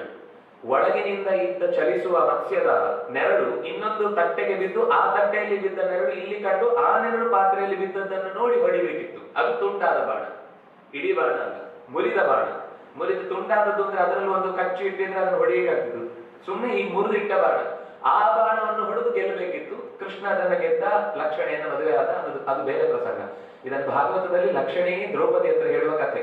ನಮ್ಮ ಮದುವೆ ಹೀಗಾಯ್ತು ಅಂತ ಹೇಳುವ, ಅಯ್ಯೋ ಕೃಷ್ಣನ ಮದುವೆ ಇನ್ನೂ ಎಷ್ಟು ಭಯಾನಕ ಅಂದ್ರೆ, ಆ ಪ್ರಯತ್ನ ಇನ್ನು ಎಷ್ಟು ಕಷ್ಟ ಇತ್ತು ಅಂದ್ರೆ ಹೀಗಾಗಿತ್ತು ಅಂತ ಅವಳು ಹೇಳ್ತಾಳೆ. ಅಂತೂ ಅರ್ಜುನ ಗೆದ್ದಾಗ ಎಲ್ಲ ಉರಿದು ಹೋಯ್ತು. ಆ ಕಡೆ ಕ್ಷತ್ರಿಯರ ಒಳಗಿನಿಂದ ಸಿಟ್ಟು, ನಾವು ಇಷ್ಟೆಲ್ಲ ಹೆಸರು ಪಡೆದವರು ನಮ್ಗೆ ಇರುವ ತಾಕತ್ತು ಯಾರಿಗೂ ಇರ್ಲಿಕ್ಕೆ ಸಾಧ್ಯವೇ ಇಲ್ಲ. ಇದು ಏನಿದು ಹೀಗಾಗಿದೆ ಅಂದ್ರೆ ನೋಡಿ, ತಾಕತ್ತಿಲ್ಲದೆ ಇರುವುದನ್ನ ತಾಕತ್ತಿಲ್ಲ ಅಂತ ಒಪ್ಕೊಳ್ಳಿಲ್ಲ. ಇದು ನಮ್ಮನ್ನು ಕರೆದು ಮಾಡಿದ ಅವಮಾನ. ನೀವು ಅವರಿಗೆ ಕೊಡುದು ಅಂತ ನಿಶ್ಚಯ ಮಾಡಿದ್ರೆ ಅವರನ್ನೇ ಕರೆದು ಮಾಡಿಸ್ಕೋಬೇಕು. ನಮ್ಮನ್ನೆಲ್ಲ ಕರೆದು ನಾವು ಅವರಿಗಿಂತ ಚಿಕ್ಕವರು ಯಾಕೆ ತೋರಿಸಿದ್ರಿ ನೀವು ಅಂತೆಲ್ಲ ಜಗಳಾಡಿ ಎಲ್ಲ ಒಟ್ಟಿಗೆ ದಾಳಿ ಮಾಡ್ಲಿಕ್ಕೆ ಬಂದರು. ಭೀಮಸೇನ ತಕ್ಷಣ ಎದ್ದವನೇ ಒಂದೇ ನೆಗೆತಕ್ಕೆ ಆ ಸಭೆಯ ಮಧ್ಯಕ್ಕೆ ಬಂದು ನಿಂತಿದ್ದಾನೆ. ನಿಂತವನೆಲ್ಲ ದೊಡ್ಡ ಯೂಪ ಸ್ತಂಭ ಇತ್ತು, ಯಜ್ಞಕ್ಕಾಗಿ ಸಿದ್ಧಗೊಳಿಸಿದ ಸ್ತಂಭ. ಕಿತ್ತು ಹಿಡ್ಕೊಂಡ ಒಂದೇ ಸರ್ತಿ ಎಲ್ಲ ಎರಗಿ ಬಂದವರನ್ನೆಲ್ಲ ಗುಡಿಸಿ ಆ ಇಡೀ ಸಭೆಯಿಂದ ಕುರ್ಚಿ ಸಮೇತ ಎತ್ತಿ ಹೊರಗೆ ಹಾಕಿದ ಒಟ್ಟಿಗೆ ಒಂದೇ ಸರ್ತಿಗೆ. ಅದನ್ನು ತಪ್ಪಿಸಿಕೊಂಡು ಬಂದವರು ಇಬ್ರು, ಒಬ್ಬ ಕರ್ಣ, ಒಬ್ಬ ಶಲ್ಯ. ಯಾಕಂದ್ರೆ ಈ ಹೊಡೆತವನ್ನ ಹೇಗೆ ಹೊಡಿತಾರೆ ಎದುರುಗಡೆಯವರು, ನಿಂತಾಗ ಏನು ಆಯ್ಕೆ ಮಾಡ್ಕೊಳ್ತಾರೆ ಅವರು ಆಯುಧವನ್ನ ಅಂತ ಎಲ್ಲವನ್ನು ಗಮನಿಸಿದವರು ಇಬ್ರು ತಪ್ಪಿಸಿಕೊಂಡು, ಉಳಿದವರೆಲ್ಲ ಚೆಲ್ಲಾಪಿಲ್ಲಿಯಾಗಿ ಇವನು ಯಾರು ಶಕುನಿ, ದುರ್ಯೋಧನ ಇವರೆಲ್ಲ ಓಡೋಗ್ಬಿಟ್ಟಿದ್ದಾರೆ. ಸಾಧ್ಯವೇ ಆಗಲಿಲ್ಲ ನಿಂತ್ಕೊಳ್ಳಿಕ್ಕೆ. ಯಾಕಂದ್ರೆ ಅವ್ರಿಗೆ ಭಯ ಆಗೋಯ್ತು. ಅವನು ಬಂದ ವೇಗ, ಅವನು ಕೊಟ್ಟ ಪೆಟ್ಟು ಎಲ್ಲವನ್ನು ತಡಿಲಿಕ್ಕಾಗದೆ ಓಡೋದ್ರು. ಕೆಲವರೆಲ್ಲ ಬಂದ್ರು, ಭೀಮಸೇನ ಮತ್ತು ಅವರನ್ನು ಜಾಡಿಸಿದ. ಆದ್ರೆ ಕರ್ಣ ಅರ್ಜುನನ ಜೊತೆಗೂ ಶಲ್ಯ ದುರ್ಯೋಧನನ ಜೊತೆ ಭೀಮನ ಜೊತೆಗೂ ಯುದ್ಧಕ್ಕೆ ನಿಂತು ಸ್ವಲ್ಪ ಹೊತ್ತು ಯುದ್ಧ ಆಯಿತು. ಯುದ್ಧದಲ್ಲಿ ಕರ್ಣನನ್ನು ಚೆನ್ನಾಗಿ ಮಣ್ಣು ಮುಕ್ಕಿಸಿದ. ಅವನು ದುರ್ಯೋಧನನ ಪರವಾಗಿ ಬಂದು ದ್ರೌಪದಿಯನ್ನು ಗೆದ್ದುಕೊಡ್ತೇನೆ ಅಂತ ಬಂದವನು. ಅವನಿಗೋಸ್ಕರ ಅವನು ಸ್ವೀಕರಿಸುವ ಆಯ್ಕೆಯನ್ನು ಅವನಿಗೆ ಇರಲೇ ಇಲ್ಲ. ಯಾಕೆಂದ್ರೆ ಅವನು ಹೇಳಲಿಕ್ಕೆ ಮಾತ್ರ ಇನ್ನೊಂದು ರಾಜನನ್ನಾಗಿ ಮಾಡಿದ್ದೇನೆ ಅಂತ. ಆದ್ರೆ ಕರ್ಣನಿಗೆ ಯಾವತ್ತೂ ತನ್ನ ರಾಜ್ಯದಲ್ಲಿಯೂ ಹೋಗಿ ಕೂಡುವ ಅವಕಾಶ ಸಿಗ್ಲಿಲ್ಲ, ಮತ್ತು ತನಗೋಸ್ಕರ ಅಂತ ಯಾವುದನ್ನು ಆಯ್ಕೆ ಮಾಡುವ ಅವಕಾಶವನ್ನೇ ಕಳ್ಕೊಂಡು ಬಿಟ್ಟಿದ್ದ. ಹಾಗಾಗಿ ಅವನಲ್ಲಿ ಸೋತ, ಮಣ್ಣು ಮುಕ್ಕಿಕೊಂಡು ಓಡಿದ ಅಂತ ಹೇಳ್ತಾರೆ. ಶಲ್ಯನು ಒಳ್ಳೆಯ ಸಮರ್ಥ, ಶಲ್ಯ ಅಸಾಧಾರಣವಾದ ಪ್ರತಿಭಾಶಾಲಿ, ಯುದ್ಧದಲ್ಲಿಯೂ ಸಾರಥ್ಯದಲ್ಲಿಯೂ. ಹಾಗಾಗಿ ಅವನು ಭೀಮಸೇನನ್ನು ಪೆಟ್ಟು ತಿಂದು ಹೋದ. ನಾವು ಹೇಳಿಲ್ವಾ ನಮ್ಮ ಆಶೀರ್ವಾದದ ಬಲ ಏನಿತ್ತು ಅಂತ. ಒಂದಿಷ್ಟು ಜನ ಆಶೀರ್ವಾದ ಮಾಡಿದವರೆಲ್ಲ ಬಹಳ ಖುಷಿ ಪಟ್ಟು ಗೆದ್ದ ಪಾಂಡವರಿಗೆ ಅಭಿನಂದನೆಗಳನ್ನು ಸಲ್ಲಿಸಿದ್ರು. ಅಂತೂ ಭೀಮ ಪ್ರಧಾನವಾದ ಒಂದು ಸ್ಥಾನವನ್ನ ಅಲ್ಲಿ ಎಲ್ಲರಿಂದಲೂ ಗಮನಕ್ಕೆ ಬಂದ. ದಾರಿ ಓಡ್ತಾ ಓಡ್ತಾ ಓಡ್ತಾ ದುರ್ಯೋಧನನಿಗೆ ತಲೆ ಓಡ್ಲಿಲ್ಲ, ನನ್ನ ಕಾಲ್ ಮಾತ್ರ ಓಡಿದ್ದು.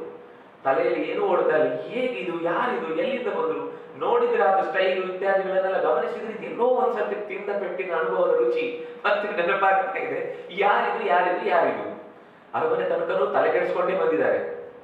ಅಷ್ಟರಲ್ಲಿ ಏನಾಗಿದೆ, ಈಚೆಯಿಂದ ಪಾಂಡವರು ಗೆದ್ದು ಆಕೆಯನ್ನ, ಅವಳು ಬಂದು ಸೀದಾ ಮಾಲೆಯನ್ನು ಅರ್ಜುನನಿಗೆ ಹಾಕಿದ್ದಾರೆ. 5 ಜನ ಅವಳನ್ನು ಕರ್ಕೊಂಡು ಮನೆ ಮುಂದೆ ಬಂದಿದ್ದಾರೆ. ನಮ್ಗೆ ಈ ಸ್ವಲ್ಪ ಕಥೆಗಳು ಎಲ್ಲೆಲ್ಲೋ ಹೋಗುತ್ತೆ. ಆಮೇಲೆ ಸೀದಾ ಮನೆಗೆ ಬಂದಾಗ ನಮ್ಗೆ ಕನ್ನಡದ ಪ್ರಸಂಗದಿಂದ ಹಣ್ಣು ತಂದೆವು ಅಂದಾಗ ಹೆಣ್ಣು ತಂದೆವು ಅಂತ ಹೇಳಿದ್ದು ಹಣ್ಣು ತಂದೆವು ಅಂತ ಕೇಳಿಸಿತು ಅಂತೆಲ್ಲ ಇದೆ. ಅಲ್ಲಿ ಅವರು ಭಿಕ್ಷೆಯನ್ನ ತಂದಿದ್ದೇವೆ ಅಂತ ಅನ್ನುವ, ನಾವು ಪ್ರತಿ ದಿವಸ ತರುವಂತೆ ಇವತ್ತು ನಮ್ಗೆ ಅಗತ್ಯ ಇದ್ದದ್ದನ್ನ, ಯಾಕಂದ್ರೆ ಅದು ಅವರಿಗೆ ಸಿಕ್ಕಿದ್ದೇ, ಅವರಿಗೆ ಏನ್ ಕೈ ಬಂತು ಅದನ್ನು ಭಿಕ್ಷೆ ಅಂತ ಲೆಕ್ಕ.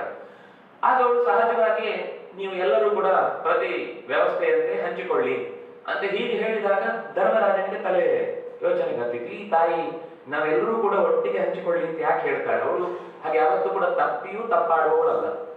ಅಂಥದ್ರಲ್ಲಿ ಇವಳ ಬಾಯಿಗೆ ಈ ಮಾತು ಬಂದಿದೆ ಅಂದ್ರೆ ಇದರ ಹಿಂದೆ ಏನೋ ಇದೆ. ಸರಿ, ಕೊನೆಗೆ ಹೊರಗೆ ಬಂದಾಗ ದ್ರೌಪದಿ ಅಂತ ಗೊತ್ತಾದಾಗ ಅವಳು ಒಂದು ಕ್ಷಣ ಅವಾಕ್ಕಾದ್ಲು, ಯೋಚನೆ ಮಾಡಿದ್ರು. ಮತ್ತೆ ಕೂತು ಚರ್ಚೆ ನಡೆಯಿತು. ಇಲ್ಲ ಅದು ಬೇಡ, ಅರ್ಜುನನೇ ಮದುವೆ ಆಗಲಿ ಅಂತ ಒಂದ್ಸರ್ತಿ ನಿರ್ಧಾರ ಮಾಡಿದ್ರು. ಅರ್ಜುನ ಹೇಳಿದ, ಇಲ್ಲ ಅಣ್ಣ ಅಂದ್ರೆ ಇರ್ಬೇಕಾದ್ರೆ ನಾನೇ ಮದುವೆ ಆಗುದು. ಹಾಗಾದ್ರೆ ಧರ್ಮರಾಜ ಮದುವೆ ಆಗಲಿ ಅಂತ ಹೇಳಿದಾಗ ನೀನ್ ಗೆದ್ದು ತಂದದ್ದನ್ನ ನಾನು ಹೇಗೆ ಮದುವೆ ಆಗುದು? ಎಲ್ಲರೂ ನಾನ್ ಮದುವೆ ಆಗಲ್ಲ ಅಂತ ಹೇಳ್ತಾ ಇದ್ದಾರೆ ಅಷ್ಟೇ. ಆದ್ರೆ ಎಲ್ಲರ ಕಣ್ಣು ಕೂಡ ದ್ರೌಪದಿಯ ಮೇಲೆ ಇತ್ತು. ಎಲ್ಲರಿಗೂ, ಯಾಕಂದ್ರೆ ತಾಯಿಯ ಮಾತು ಬಂದಿದೆ, ಜೊತೆಗೆ ಮನಸ್ಸಿನಲ್ಲಿ ಇದರ ಹಿಂದೆ ಒಂದು ದೊಡ್ಡ ಕಥೆ ಇದೆ. ಈ ಕಥೆಗೆ ಹೋಗ್ಬೇಕು ಅಂದ್ರೆ ನಮ್ಗೆ ಸ್ವಲ್ಪ ತಲೆ ತುಂಬಾ ಚುರುಕಿದ್ರೆ ಮಾತ್ರ ಅರ್ಥ ಆಗುತ್ತೆ. ಇದರ ಹಿಂದೆ ಒಂದು ದೊಡ್ಡ ಇತಿಹಾಸ ಇದೆ.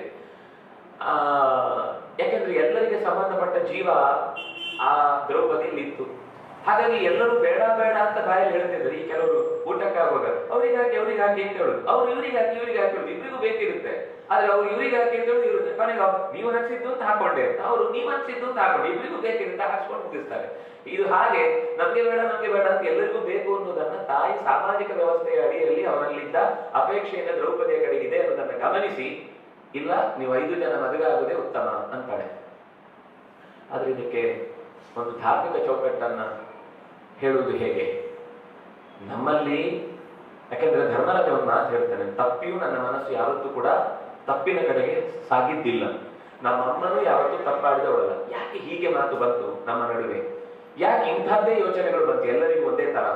ಯಾಕೆ ಎಲ್ರಿಗೂ ಮನಸ್ಸು ಅವಳಲ್ಲಿ ಅನುರಕ್ತವಾಗಿದೆ ಅನ್ನೋದನ್ನ ಚರ್ಚಿಸಿ ಏನೋ ಕೊನೆಗಿಲ್ಲ. ಇದರಲ್ಲಿ ಅನ್ಯಾಯ ಅಂತೂ ನಾವು ಮಾಡ್ತಾ ಇಲ್ಲ. ಎಲ್ಲರ ಮನಸ್ಸಿನಲ್ಲೂ ಇದೇ ಭಾವನೆ ಇದೆ ಅಂದ್ರೆ ಇದು ಸರಿ ಇದೆ ಅಂತ ಭಾವಿಸಿ ಅದಕ್ಕೆ ಪೂರ್ವದ ಒಂದೆರಡು ಉದಾಹರಣೆಗಳನ್ನ ವಾಕ್ಷಿ ಅಂತ ಓರ್ವಳು ಸಪ್ತ ಋಷಿಗಳನ್ನು ಮದುವೆಯಾದ ನೆನಪನ್ನು ಮಾಡಿಕೊಳ್ತಾರೆ. ಪ್ರಾಚೇತಸರು 10 ಜನ ಪ್ರಮ್ಲೋಚ ಅನ್ನೋಳನ್ನ ಮದುವೆಯಾದ ಘಟನೆಯನ್ನು ನೆನಪಿಸಿಕೊಳ್ತಾರೆ. ಹೀಗೆಲ್ಲ ಆಗಿ ಕೊನೆಗೆ ಆಚೆ ದ್ರುಪದನಿಗೆ ತಲೆಬಿಸಿ. ಏನಾಯಿತು ಅಂತ ವಿಷಯ ಗೊತ್ತಿಲ್ಲ. ಕರ್ಕೊಂಡು ಹೋಗಿದ್ದಾರೆ ಅವರು ಬ್ರಾಹ್ಮಣರು, ಇನ್ಯಾರು, ನೋಡ್ಲಿಕ್ಕೆ ಆಗಿತ್ತು, ಅದ್ರ ಶಕ್ತಿ ಹೇಗಿತ್ತು, ಇದೆಲ್ಲ ಒಂಥರ ಕನ್ಫ್ಯೂಷನ್. ಕೊನೆಗೆ ದೃಷ್ಟದ್ಯುಮ್ನದಿಂದ ಗುಟ್ಟಾಗಿ ಅವರದ್ದೆಲ್ಲ ಬಗ್ಗೆ ತಿಳ್ಕೊಂಡು ಬರ್ಲಿಕ್ಕೆ ಬಂದ್ರೆ ಆ ಮನೆಯಲ್ಲಿರುವ ಎಲ್ಲ ಸಂಗತಿಗಳನ್ನು ಬಂದು ಹೇಳ್ತಾನೆ. ಅವ್ರು ನೋಡ್ಲಿಕ್ಕೆ ನಿತ್ಯ ಭಿಕ್ಷೆಯನ್ನು ಎತ್ತುತ್ತಾ ಇದ್ದವರಾದ್ರೂ ಕೂಡ ಅವರ ಮಾತುಗಳಲ್ಲಿ ಕಾಳಗದ ಬಗ್ಗೆ, ಪೆಟ್ಟಿನ ಬಗ್ಗೆ, ತಪ್ಪಿಸಿಕೊಳ್ಳುವುದರ ಬಗ್ಗೆ, ಉಪಯೋಗಿಸುವ ವಸ್ತುಗಳ ಬಗ್ಗೆ, ಆಯುಧದ ಬಗ್ಗೆ ಹೆಚ್ಚು ಮಾತು ಇದೆ. ಇದನ್ನು ಮತ್ತು ಖಾತ್ರಿಪಡಿಸಿಕೊಳ್ಳುವುದಕ್ಕೋಸ್ಕರ ಅವರನ್ನು ಕರೆಸಿ ಮಾತಾಡುವುದು ಉತ್ತಮ ಅಂತ ಹೇಳಿದಾಗ ರಥವನ್ನು ಕಳುಹಿಸಿ ರಾಜ ಗೌರವಪೂರ್ವಕವಾಗಿ ಔಪಚಾರಿಕವಾಗಿ ನಿಮಗೆ ಮತ್ತೆ ಮದುವೆ ಮಾಡಿಕೊಡ್ಬೇಕು ಅಂತಿದ್ದಾನೆ, ಬರಬೇಕು.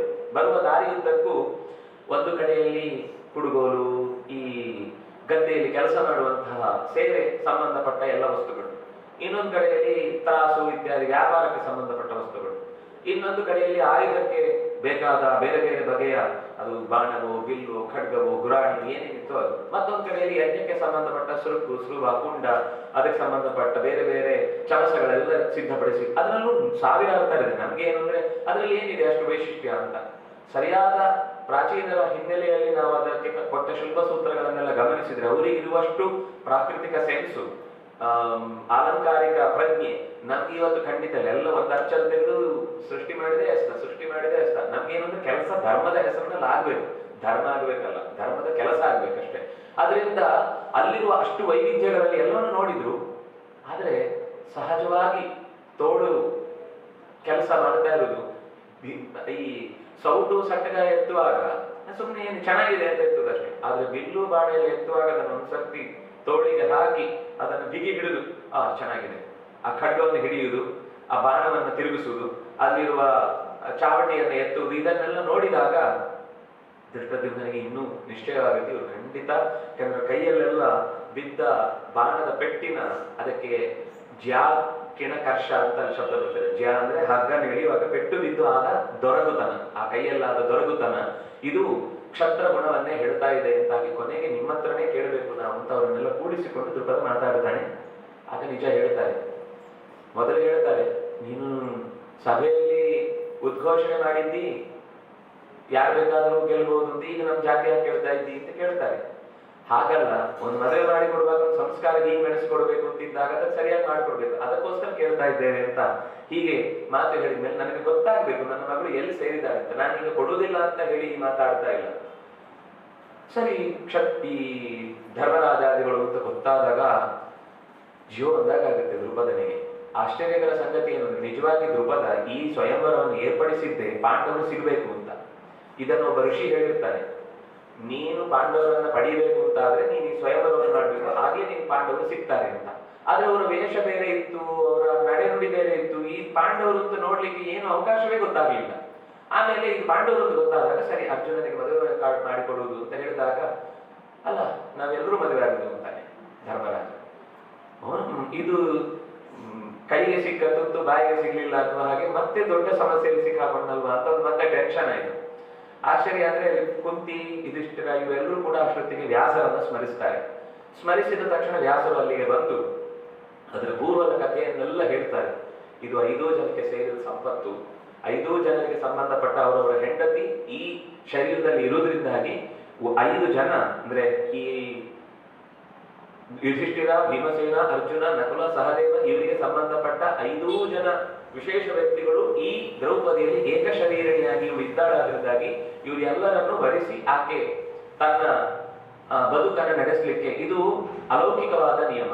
ನೀವು ಲೋಕದಲ್ಲಿ ಇದನ್ನ ಅಪ್ಲೈ ಮಾಡ್ಲಿಕ್ಕೆ ಆಗುವಂತಹದ್ದಲ್ಲ ಅಂತ ಸ್ಪಷ್ಟವಾಗಿ ವ್ಯಾಸರೇ ಘೋಷಣೆ ಮಾಡ್ತಾರೆ. ಇದು ಅಲೌಕಿಕವಾದ ಮದುವೆ. ದೇವಭೋಗದ ಬಗ್ಗೆ ನಿಮಗೆ ಅರ್ಥ ಮಾಡಿಕೊಳ್ಳಿಕ್ಕೆ ಸಾಧ್ಯ ಇಲ್ಲ. ಈ ವಿಷಯದಲ್ಲಿ ಮಾತ್ರ ಎಕ್ಸ್ಕ್ಯೂಸು. ಇದನ್ನು ಬಿಟ್ಟು ಬೇರೆ ಕಡೆ ಇದೇ ರೀತಿ ಮಾಡ್ಲಿಕ್ಕೆ ಆಗುತ್ತೆ ಅಂತ ಅನ್ನೋ ನಿಯಮವನ್ನು ಹೇಳಿಕ್ಕಿಲ್ಲ ಅಂತ ಇಷ್ಟು ಹೇಳಿ ಮದುವೆ ಮಾಡಿ ಕೊಡ್ತಾರೆ. ನಾನು ಆ ಹಿಂದಿನ ಕಥೆಗೆ ಹೋಗ್ಲಿಲ್ಲ. ಹಿಂದಿನ ಕಥೆಗೆ ಹೋದ್ರೆ ನಾವು ಮುಟ್ಟುವುದೇ ಇಲ್ಲ, ಮುಂದೆ ಕಥೆಯನ್ನು ಮುಟ್ಟುವುದೇ ಇಲ್ಲ. ಇನ್ನೊಂದು ಸರ್ತಿ ಯಾವಾಗಾದ್ರೂ ಸಂದರ್ಭ ಬಂದಾಗ ನೋಡೋಣ. ಒಟ್ಟು ಅದು ದ್ರೌಪದಿಯ ಪಂಚಪತಿತ್ವ ಅನ್ನೋದು ಯಾಕೆ ಅನ್ನೋದಕ್ಕೆ ತುಂಬಾ ಹಿಂದಿನ ಒಬ್ಬಳ 2 ಶಾಪದ 3 ವ್ಯಕ್ತಿಗಳಿಗೆ ಸಂಬಂಧಪಟ್ಟಂತೆ 4 ಜನ್ಮದ 5 ಜನರ ಕಥೆ. ಇಷ್ಟು ನಿಮ್ಗೆ ಅದರ ಸಾರ. ಇದರ ಮೇಲೆ ಇನ್ನೆಷ್ಟು ಯೋಚನೆ ಮಾಡ್ಲಿಕ್ಕೆ ಬಿಡ್ತೇನೆ ನಿಮ್ಗೆ. ಒಟ್ಟಂತೂ ಮದುವೆ ಅಂತೂ ಆಯ್ತು. ಬಂದ್ರು ಪಾಂಡವರು, ಅಂದ್ರೆ 1 ವರ್ಷ ಅಲ್ಲೇ ಇದ್ರು. ಪಾಂಡವರು ಮರಳಿ 1 ವರ್ಷ ಆದ್ಮೇಲೆ ದುರ್ಯೋಧನನಿಗೆ ಭೀಮ ಬದುಕಿದ್ದಾನೆ ಅಂತ ಅನ್ನೋದು ಹೊಟ್ಟೆಯಲ್ಲಿ ಹುಳ ಬಿಟ್ಟ ಹಾಗೆ ಒದ್ದಾಡ್ಲಿಕ್ಕೆ ಶುರು ಮಾಡಿಬಿಟ್ಟ.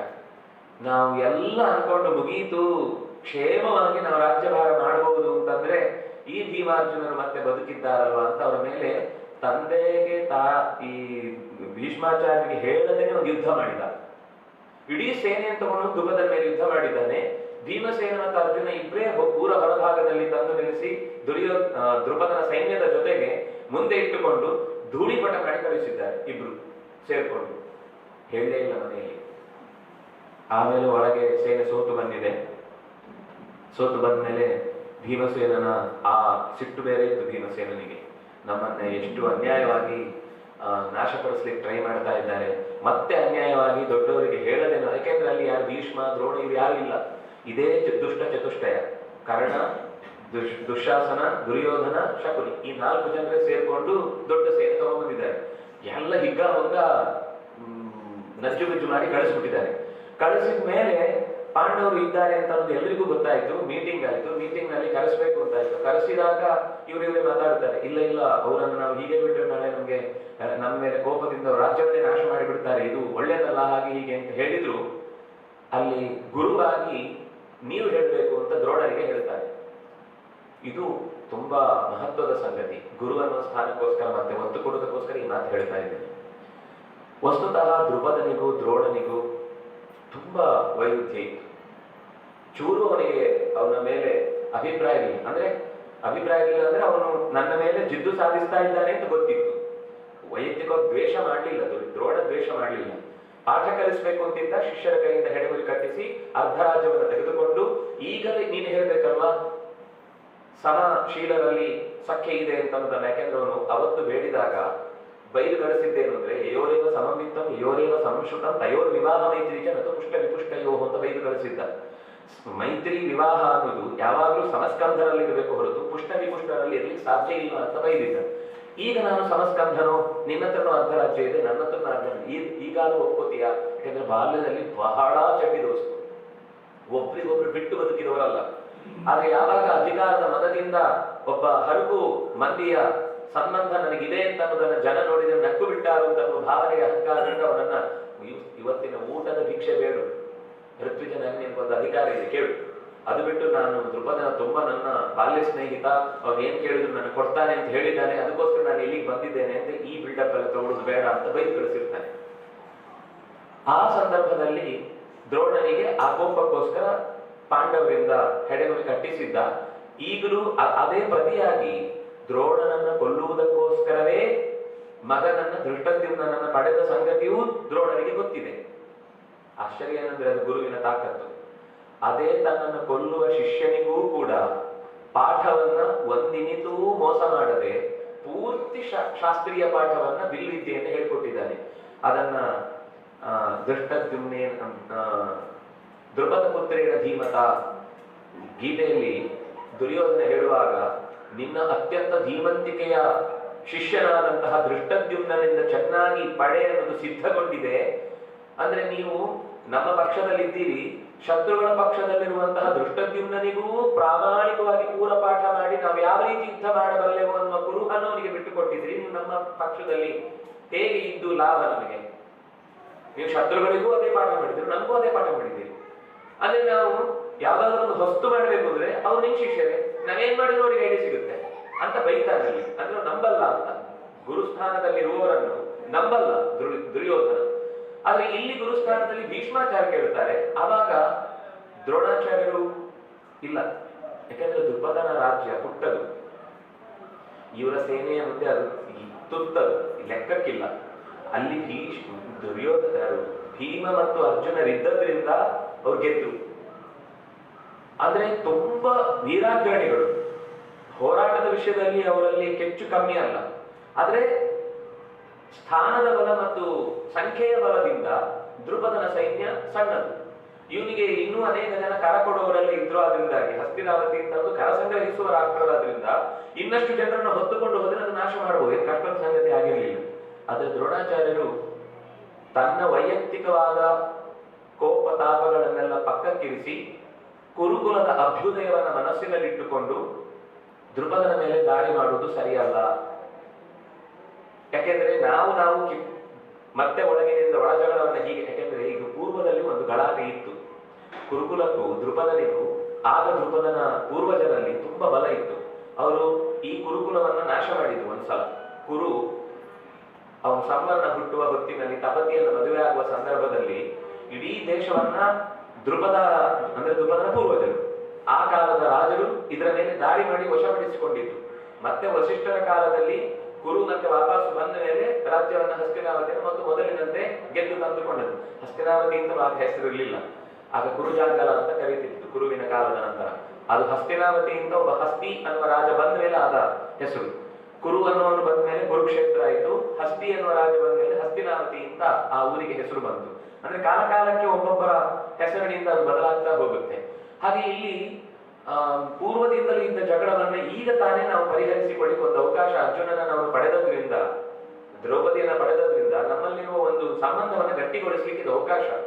ಅದನ್ನ ನಾವೀಗ ಯುದ್ಧ ಮಾಡುವುದಲ್ಲ, ಪಾಂಡವರನ್ನು ಒಳಕ್ಕೆ ಕರೆಸಿಕೊಂಡು ನಮ್ಮದ್ರಲ್ಲಿ ಅವರಿಗೆ ಏನು ಸಿಗಬೇಕು ನಿಜವಾದ ಪಾಲು ಅದನ್ನು ಕೊಟ್ಟು ಬಿಟ್ಟರೆ ನಾವು ಕ್ಷೇಮ. ನಮ್ಮಲ್ಲಿ ಯಾವತ್ತೂ ಕೂಡ ಭಿನ್ನಾಭಿಪ್ರಾಯ ಇದ್ದಷ್ಟು ಶತ್ರುಗಳಿಗೆ ನಾವು ಸುಲಭ ತುತ್ತಾಗ್ತೇವೆ ಅಂತ ಆದ್ರೂ ಗುರುಸ್ಥಾನದಲ್ಲಿ ನಿಂತು ಮಾತಾಡಬೇಕಾದದ್ದು ಏನು ಅನ್ನೋದನ್ನು ದ್ರೋಣಾಚಾರ್ಯ ತೋರಿಸ್ತಾರೆ. ಅದು ಕೃಪಾಚಾರ್ಯರಿರ್ಬೋದು, ದ್ರೋಣಾಚಾರ್ಯರಿರ್ಬೋದು, ಪ್ರತಿಯೊಂದು ಪಾತ್ರದಲ್ಲೂ ಆ ಗುರುತ್ವ ಅನ್ನೋದು ತುಂಬಿ, ಅದೇ ಗುರು ಅಂದ್ರೆ ತುಂಬಿಕೊಂಡದ್ದು ಅಂತ ಅರ್ಥ. ಆ ತುಂಬಿಕೊಂಡ ತೊಡಕುತನ ಅಂತ ಅನ್ನೋದು ನಾವು ಈ ಹಂತಗಳಲ್ಲಿ ನಾವು ಗಮನಿಸ್ತೇವೆ. ಅಂತೂ ಪಾಂಡವರು ಬಂದ ಮೇಲೆ ಕೆಲವು ದಿನಗಳ ಕಾಲ ಇದ್ದು ಅವರನ್ನ ಹೇಗಾದ್ರೂ ಮಾಡಿ ಸೋಲಿಸ್ಬೇಕು ಹಾಗೆ ಹೀಗೆ ಅಂತ ಅಂದ್ಕೊಂಡ ಎಲ್ಲಾ ಉಪಾಯಗಳು ವಿದುರನ ಮುನ್ನೇತೃತ್ವದಲ್ಲಿ ಯಶಸ್ವಿಯಾಗಿ ನಡೆಸಲಿಕ್ಕೆ ಆಗ್ಲಿಲ್ಲ. ಕೊನೆಗೆ ಭೀಮ ಎಲ್ಲ ಆ ಮನೆಯಲ್ಲಿ ಇದ್ದವರ ಜೊತೆಗೆ ತನ್ನ ರಕ್ಷಣೆಗೆ ಅಂತ ಕಣ್ಗಾವಲಾಗಿ ತನ್ನ ಪಾಂಡವರಿಗೆ ರಕ್ಷಣೆಗೋಸ್ಕರ ನಿಂತ. ಅಂದ್ರೆ ಇದು ಇಲ್ಲಿ ಮಾತ್ರ ಅಲ್ಲ, ಪೂರ್ವದಲ್ಲಿ ಆ 13 ವರ್ಷ ಕಳೆದದ್ದು ಭೀಮಸೇನನೇ ಯಾವಾಗ್ಲೂ ಮುಂದೆ ನಿಲ್ತಿದ್ದ. ಏನ್ ತೊಂದರೆ ಆದ್ರೂ ಮತ್ತು ಅವನು ಎದೆ ಕೊಡುದು, ತನ್ನವರನ್ನೆಲ್ಲರನ್ನು ರಕ್ಷಿಸಲಿಕ್ಕೋಸ್ಕರ ನಾನಿದ್ದೇನೆ ಅಂತ. ದೊಡ್ಡವರು ಸ್ವಲ್ಪ ಗಟ್ಟಿಯಾದ ನಿರ್ಧಾರ ಮಾಡಿ ಇಂದ್ರಪ್ರಸ್ಥ ಅಂತ ಅನ್ನೋದು ಇದರ ಸುಮಾರು ತಲೆಮಾರುಗಳ ಹಿಂದೆ ಅದೇ ನಿಜವಾಗಿ ರಾಜಧಾನಿ ಆಗಿತ್ತು. ಮಧ್ಯದಲ್ಲೊಬ್ಬ ರಾಜನ ಒಂದು ತಪ್ಪು ಕೆಲಸದಿಂದಾಗಿ, ಋಷಿಯ ಶಾಪದಿಂದಾಗಿ ಅದು ಪೂರ್ತಿ ಅರಣ್ಯವಾಗಿ ಕಾಡಾಗಿ ಬದಲಾಗುವಂತೆ, ಮತ್ತೆ ಏನು ಅದರಲ್ಲಿ ಅಧಿಕಾರ ನಡೆಸುವ ಯಾರಿಗೂ ಅಲ್ಲಿ ಬರ್ಕತ್ತಿಲ್ಲ ಅಂತ ಹೇಳುತ್ತಲ್ಲ, ಹಾಗೆ ಅದು ಇಡೀ ಬರುವ ರೀತಿಯಲ್ಲಿ ಬದಲಾಗಿ ಹೋಯಿತು. ಆ ಪ್ರದೇಶವನ್ನ ಕೊಟ್ಟು ಕೈ ತೊಳ್ಕೊಂಡು ಬಿಡೋಣ ಅಂತ ದುರ್ಯೋಧನ ತಾನೇ ಎಲ್ಲ ರೋಡ್ ಮ್ಯಾಪ್ ಮಾಡಿ, ಜಾಗದ್ದೆಲ್ಲ ಸರ್ವೆ ಮಾಡಿ, ಎಷ್ಟೆಷ್ಟು ಕೊಡ್ಬೇಕು, ಏನೇನು ಕೊಡ್ಬೇಕು ಅಂತೆಲ್ಲ ಸಿದ್ಧ ಮಾಡಿ, ಅಂದ್ರೆ ಭೀಷ್ಮಾದಿಗಳಿಗೆ ಯೋಚಿಸ್ಲಿಕ್ಕೆ ಅವಕಾಶ ಸಿಗುವ ಮುನ್ನ ಚಂದ ಏನಿದೆ ಅಂತ ತಾನೇ ಹೇಳುವ ರೀತಿಯಲ್ಲಿ ತೋರಿಸಿ ಅವರಿಗೆ ಭಾಗ ಮಾಡಿ ಕೊಟ್ಟರು. ಆಯ್ತು, ಪಾಂಡವರು ಯೋಚನೆ ಮಾಡಿದ್ರು, ಎಲ್ಲಿದ್ರು ಅವರ ಸಾಮರ್ಥ್ಯದಿಂದ ಅವರು ಏನನ್ನು ಬೇಕಾದ್ರೂ ಬೆಳಿಲಿಕ್ಕೆ ಶಕ್ತಿ ಇದೆ. ಒಳಗೆ ಮತ್ತೆ ನಾವೀಗ ಕೊಟ್ಟದ್ರಲ್ಲೂ ಮತ್ತೆ ಜಗಳಾಡುವುದು ಅಂದ್ರೆ ಅರ್ಥ ಇಲ್ಲ. ನಾವೆಲ್ಲಿದ್ದೇವೋ ಅಲ್ಲೇ ಕ್ಷೇಮವಾಗಿ, ಅದು ಮುಂದೆ ದ್ರೋಣಾಚಾರ್ಯ ಹೇಳುತ್ತಾರೆ, ಪಾಂಡವರನ್ನು ಹುಡುಕುವ ವಿಷಯದಲ್ಲಿ ಸೋತು ಬಂದಾಗ ಎಲ್ಲಿ ಮಳೆ ಬೆಳೆ ಚೆನ್ನಾಗಿ ನಡೀತಾ ಇದೆಯೋ ಅಲ್ಲಿ ಪಾಂಡವರಿದ್ದಾರೆ ಅಂತ ಅರ್ಥ, ಅಲ್ಲೂ ಹುಡುಕಿ ಪಾಂಡವರನ್ನ ಅಂತ. ಅಂದ್ರೆ ಅವರು ಹೋದಲ್ಲಿ ಮಳೆ ಬೆಳೆ ಚೆನ್ನಾಗಿ ಆಗುತ್ತೆ ಅಂತ. ಇದು ಅವರಿಗೂ ಇದ್ದ, ಇದು ಎಲ್ಲಿಂದ ಬಂತು ಈ ತಾಕತ್ತು?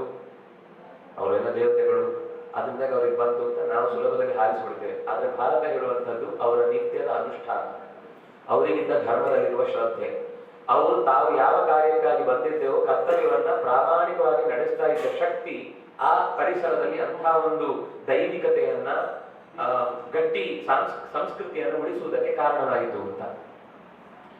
ಆಯ್ತು, ಸುಮಾರು ನಮಗೆ ಈ ಕಥೆ 2.5-3 ಸಾಲಿನಲ್ಲಿ ಮುಗಿದೋಗುತ್ತೆ. ಮಹಾಭಾರತದಲ್ಲಿ 23 ವರ್ಷಗಳ ಕಾಲ ಇಂದ್ರಪ್ರಸ್ಥದಲ್ಲಿ ಸುಖವಾಗಿ ರಾಜ್ಯಭಾರ ಮಾಡಿದ್ರು. ವಿಶ್ವಕರ್ಮ ಮಯ ಅಲ್ಲಿ ಅವರಿಗೆ ಸಹಾಯಕ್ಕೆ ಬಂದ. ಯಾಕೆಂದ್ರೆ ಮುಂದೆ ಒಂದು ಮಹಾ ರಾಜಸೂಯ ಯಾಗ ಆಗುವುದಕ್ಕೆ ಅವನು ಸಹಾಯ ಮಾಡ್ತಾನೆ. ಮೊದಲು ವಿಶ್ವಕರ್ಮ ಬಂದು ಆ ಇಡೀ ಪಟ್ಟಣವನ್ನು ಕಟ್ಟುವವನು ಅವನು. ಪಟ್ಟಣವನ್ನು ಕಟ್ಟಿ ಅಲ್ಲಿ ವಾಸ ಮಾಡ್ತಾರೆ. ಬೇಕಾದಷ್ಟು ಸಮೃದ್ಧಿ ಬೆಳೆಯುತ್ತೆ. ಎಲ್ಲ ದೇಶದ ರಾಜರು ಎಲ್ಲಿವರೆಗೆ ಅಂದ್ರೆ ಹಸ್ತಿನಾವತಿಯ ಪ್ರಜೆಗಳೆಲ್ಲ ಗಂಟು ಮುಟ್ಟೆ ಕಟ್ಕೊಂಡು ಹೊರಟು ಬಿಡ್ತಾರೆ. ನಾವು ಇದಿಷ್ಟೇ ಇದ್ದಲ್ಲೇ ಇದ್ದು ಬಿಡ್ತೇವೆ, ನಮಗೆ ಬೇಡ ಅಂತ. ಈ ಮನೆಗಳಲ್ಲಿ ಅವರು ಆ ಬೈಯುವ ಶಬ್ದ ಚೆನ್ನಾಗಿದೆ. ಈ ಮನೆಗಳಲ್ಲಿ ಇಡೀ ಮುಂಗುಸಿಗಳು ವಾಸವಾಗಲಿ, ನಮಗೆ ನೆಲ ಬೇಡ, ನಮಗೆ ಯಾಕೆಂದ್ರೆ ತುಂಬಾ ಪ್ರಾಪರ್ಟಿ ಎಲ್ಲ ಇರುತ್ತಲ್ಲಿ, ನಮಗೆ ಯಾವುದು ಬೇಡ. ಪಾಳು ಬಿದ್ದ ಮನೆಯಲ್ಲಿ ಗೂಬೆಗಳಂತೆ, ಇಲಿಗಳಂತೆ, ಮುಂಗುಸಿಗಳಂತೆ ಈ ಕೌರವರೇ ಇರಲಿ, ನಾವು ಬರಿಗೈಯಲ್ಲಾದ್ರೂ ಸರಿ ಪಾಂಡವರ ಜೊತೆಗಿದ್ರೆ ನೆಮ್ಮದಿ ಬದುಕ್ತೇವೆ ನಾವು. ನಮ್ಗೆ ರಾಜ ಧರ್ಮಿಷ್ಠನಾಗಿ ನಾವು ಮಾಡುವ ಧರ್ಮಕ್ಕೆ ಸಪೋರ್ಟ್ ಮಾಡೋರು ಬೇಕು. ಧರ್ಮಿಷ್ಠನಾಗದ ರಾಜನ ಕೈಯಲ್ಲಿ ನಾವು ಮನೆಯಲ್ಲಿ ಎಷ್ಟು ಧರ್ಮ ಮಾಡಿ ಪ್ರಯತ್ನ ಪಟ್ಟರು ಅದು ಫಲಿಸುವುದಿಲ್ಲ, ಮತ್ತು ಅದು ನಮಗೆ ಯಾವುದೇ ರೀತಿಯಿಂದ ನೆರವು ಕೊಡುವುದಿಲ್ಲ, ನೆಮ್ಮದಿ ಉಳಿಸುವುದಿಲ್ಲ. ಅದು ನಾವೆಲ್ಲ ಹೊರಡುತ್ತೇವೆ ಅಂತ ಬರ್ತಾರೆ. ಹಾಗೆ ಯುಧಿಷ್ಠಿರ ತಡೀತಾನೆ, ತಪ್ಪು, ಹಾಗೆ ಮಾಡಬೇಡಿ, ಇದು ಒಂದು ದೇಶ, ನಾವು ಒಂದೇ ಮನೆ ಎರಡು ಕುಡಿಗಳಷ್ಟೇ. ಇಲ್ಲೂ ಕೂಡ ಅದೇ ರೀತಿ ದೊಡ್ಡಪ್ಪ ಅದೇ ಧಾರ್ಮಿಕ ಶ್ರದ್ಧೆಯಿಂದಲೇ ಇದನ್ನೆಲ್ಲ ನಡೆಸ್ತಾ ಇದ್ದಾನೆ, ನೀವು ಹಾಗೆ ಮಾಡಬಾರ್ದು ಅಂತ ತುಂಬಾ ಅವರಲ್ಲಿ ಬೇಡಿಕೆಯನ್ನಿಟ್ಟು, ನಮ್ಮ ಸಂಬಂಧ ಯಾವತ್ತೂ ಇಷ್ಟ ಆಯ್ತು ಅಂದ ತಕ್ಷಣ ಬಿಟ್ಟು ಹೋಗುದಿಲ್ಲ ಅಂತ ಹೇಳಿ ಹೊರಟು ಹೋಗ್ತಾನೆ. ಆಮೇಲೆ ಉಳ್ಕೊಳ್ತಾರೆ ಒಂದಿಷ್ಟು ಜನ. ದುರ್ಯೋಧನಿಗೆ ಅದೂ ತುಂಬಾ ಸಿಟ್ಟು. ಜನ ಎಲ್ಲ ಮುಖಕ್ಕೆ ಹೇಳ್ತಿದ್ರು, ನಿನ್ನ ರಾಜ್ಯಭಾರದಲ್ಲಿ ನಮ್ಗೆ ಇರ್ಲಿಕ್ಕೆ ಇಷ್ಟ ಇಲ್ಲ ಅನ್ನೋ ರೀತಿ ಅವನ ಹತ್ರ ಯಾವುದೇ ಸೇವೆ ಸಹಾಯ ಕೇಳಲಿಕ್ಕೆ ಹೋಗ್ತಿಲ್ಲ. ಸಹಾಯ ಬೇಕು ಅಂದ್ರೆ ಸೀದಾ ಅಲ್ಲಿ ಇಂದ್ರಪ್ರಸ್ಥ ಕೊಡು, ಇವನ ಹತ್ರ ಕೇಳಲಿಕ್ಕೆ ಇಲ್ಲ. ಕೊನೆಗೆ ಇವನಲ್ಲಿಂದ ನಿಂತು ವಿದುರ ಒಬ್ಬ ಬಾಕಿ ಇದ್ದ, ಆದ್ರೆ ಅವನ ಹತ್ರ ಹೇಳಿಸಿ ಅವ್ರಿಗೆ ಬೇಕಾದ ಸಹಾಯ ಮಾಡಿಸುದು. ಅವ್ರು ಅಲ್ಲಿದ್ರು ಕೂಡ ರಾಜ್ಯಭಾರದ ಒಳ ಸುಳಿಗಳೆಲ್ಲ ಪಾಂಡವರಿಗೆ ಸಹಜವಾಗಿ ಸಹಾಯಕ್ಕೆ ಅಂತ ವಿದುರ ಇದ್ದದ್ರಿಂದ, ಯಾಕಂದ್ರೆ ಅವನು ಪ್ರಧಾನಿಯಾಗಿ ಕೆಲಸ ಮಾಡಿದವನು, ಮುಖ್ಯ ಸ್ನೇಹಿತನೂ ಆಗಿದ್ದ, ಚಿಕ್ಕಪ್ಪನೂ ಆಗಿದ್ದ, ಪೂರ್ತಿ ಒಂದೇ ಸರ್ತಿ ತೆಗೆದು ಹಾಕಿ ಆಗ್ತಿರ್ಲಿಲ್ಲ ದುರ್ಯೋಧನನಿಗೆ. ಒಟ್ಟಂತೂ 23 ವರ್ಷಗಳ ಕಾಲ ಸುಖವಾದ ಬದುಕು ನಡೆಯಿತು. ಕೊನೆಯ ವರ್ಷಗಳು ಬರುವಾಗ ಇದರ ಮಧ್ಯದ ಕೆಲವು ಘಟನೆಗಳು ಭಾರತದಲ್ಲಿ ಇದೆ. ಒಂದು ಖಾಂಡವ ದಾಹದ ಪ್ರಸಂಗ ಬರುತ್ತೆ. ಕೃಷ್ಣ ಯಾವಾಗಲೂ ಹೆಚ್ಚು ಕಮ್ಮಿ ಇಲ್ಲೇ ವಾಸ ಮಾಡುತ್ತಿದ್ದ, ಅಲ್ಲಿಗೆ ಹೋಗುದೇ ಮರೆತು ಬಿಡುತ್ತಿದ್ದಂತೆ. ಇವರು ಹೊರಡುವಾಗ ಹೋಗ್ಬೇಕಾ ಅಂತ ಕೇಳುದು ಯುಧಿಷ್ಠಿರ. ಅವ್ರು ಹೋಗ್ಬೇಕಾ ಅಂತ ಕೇಳುವುದೇ ಕಾಯ್ತಾ ಇದ್ದ ಹಾಗೆ ಕೃಷ್ಣ, ನೀನ್ ಬೇಡ ಅಂದ್ರೆ ಹೋಗಲ್ಲ ಅಂತ ಇಲ್ಲೇ ಇದ್ದು ಬಿಡು.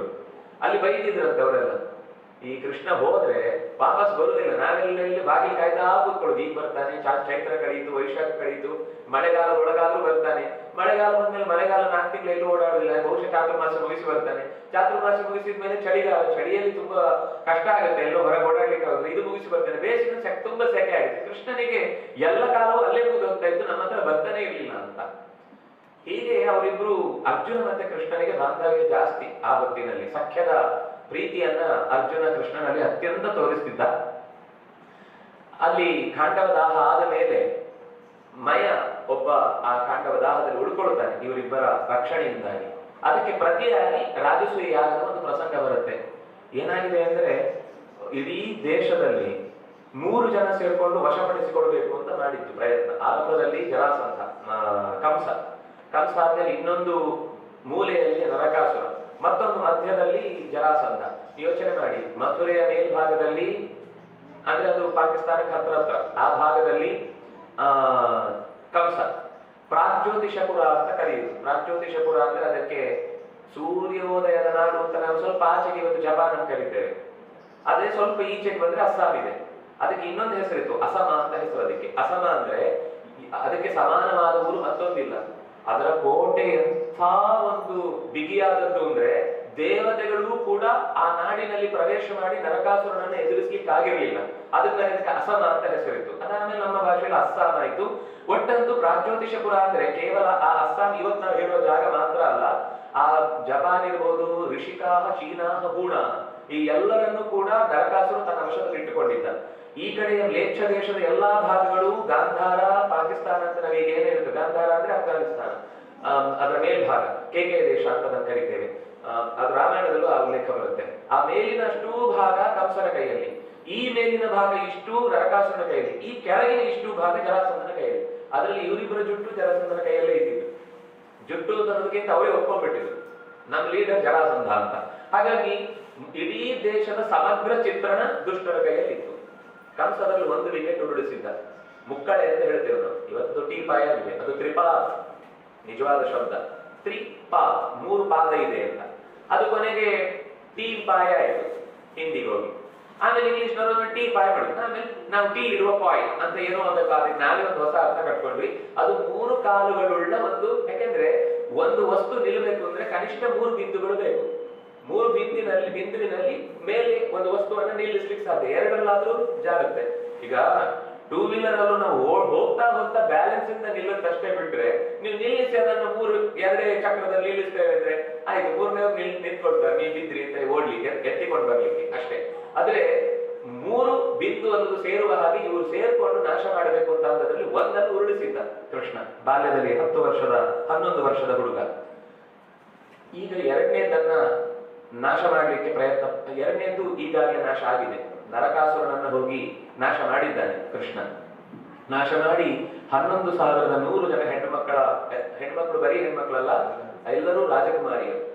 ಯಾಕೆ ರಾಜಕುಮಾರಿಯರನ್ನು ವಶಪಡಿಸಿಕೊಂಡದ್ದು ಅಂತಂದ್ರೆ, ಜರಾಸಂಧ 22,800 ರಾಜಕುಮಾರರನ್ನ ಮುಂದೆ ತಾನು ಮಾಡುವಂತಹ ಒಂದು ದೊಡ್ಡ ಯಾಗದಲ್ಲಿ ಬಲಿ ಕೊಡಬೇಕು ಅಂತ ನಿಶ್ಚಯ ಮಾಡಿದ್ದ.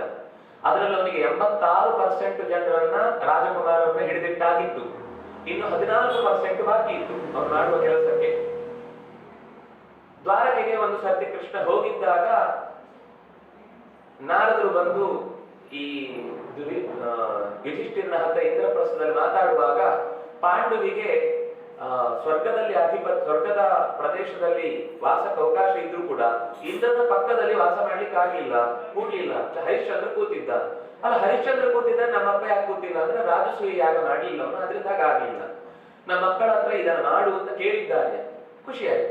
ಈ ಕೆಲವೊಂದು ಸರ್ತಿ ಅಧಿಕಾರ ಇದೆ, ಸುತ್ತಮುತ್ತ ಜೀ ಹುಜೂರು ಅಂತ ಹೇಳೋರಿದ್ದಾರೆ, ಸಂಪತ್ತಿದೆ ಅಂತ ಅಂದ ತಕ್ಷಣ ಏನಾದ್ರು ನಾ ಮಾಡ್ಬಿಡೋಣ, ಸರಿ ಮಾಡ್ಬಿಡೋಣ ಅಂತ ತೀರ್ಮಾನ ಮಾಡಿದ್ದಾರೆ. ಆದ್ರೆ ತೀರ್ಮಾನ ಮಾಡುವನ್ನೇ ಕೇಳಿದೆ ಎಲ್ಲರನ್ನು, ಏನ್ ಮಾಡ್ಬೋದು ಅಂತ. ಎಲ್ಲರೂ ಯುಧಿಷ್ಠಿರ ಅಂದ್ರೆ ಧರ್ಮದ ಪ್ರತಿರೂಪ, ಅವ್ರು ಮಾಡಿಯೇ ಮಾಡ್ತಾನೆ, ಮಾಡ್ಲಿಕ್ಕಾಗತ್ತೆ ಅಂತ ಎಲ್ಲರೂ ಹೇಳಿದ್ರು. ಆದ್ರೂ ಅವನಿಗೆ ಪೂರ್ತಿ ಧೈರ್ಯ ಬರಲಿಲ್ಲ.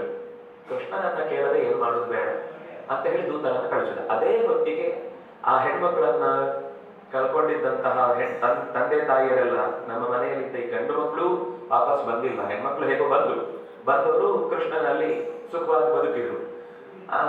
ಗಂಡು ಮಕ್ಕಳ ಪರಿಸ್ಥಿತಿ ನಮ್ಗೆ ಭಯ ಆಗ್ತಾ ಇದೆ. ಹೆಣ್ಮಕ್ಳನ್ನು ವಶಪಡಿಸಿಕೊಂಡದ್ದು ಯಾಕೆ ಅಂತ ನಾನು ಆಗ ಹೇಳ್ತಾ, ನಾವಿವತ್ತು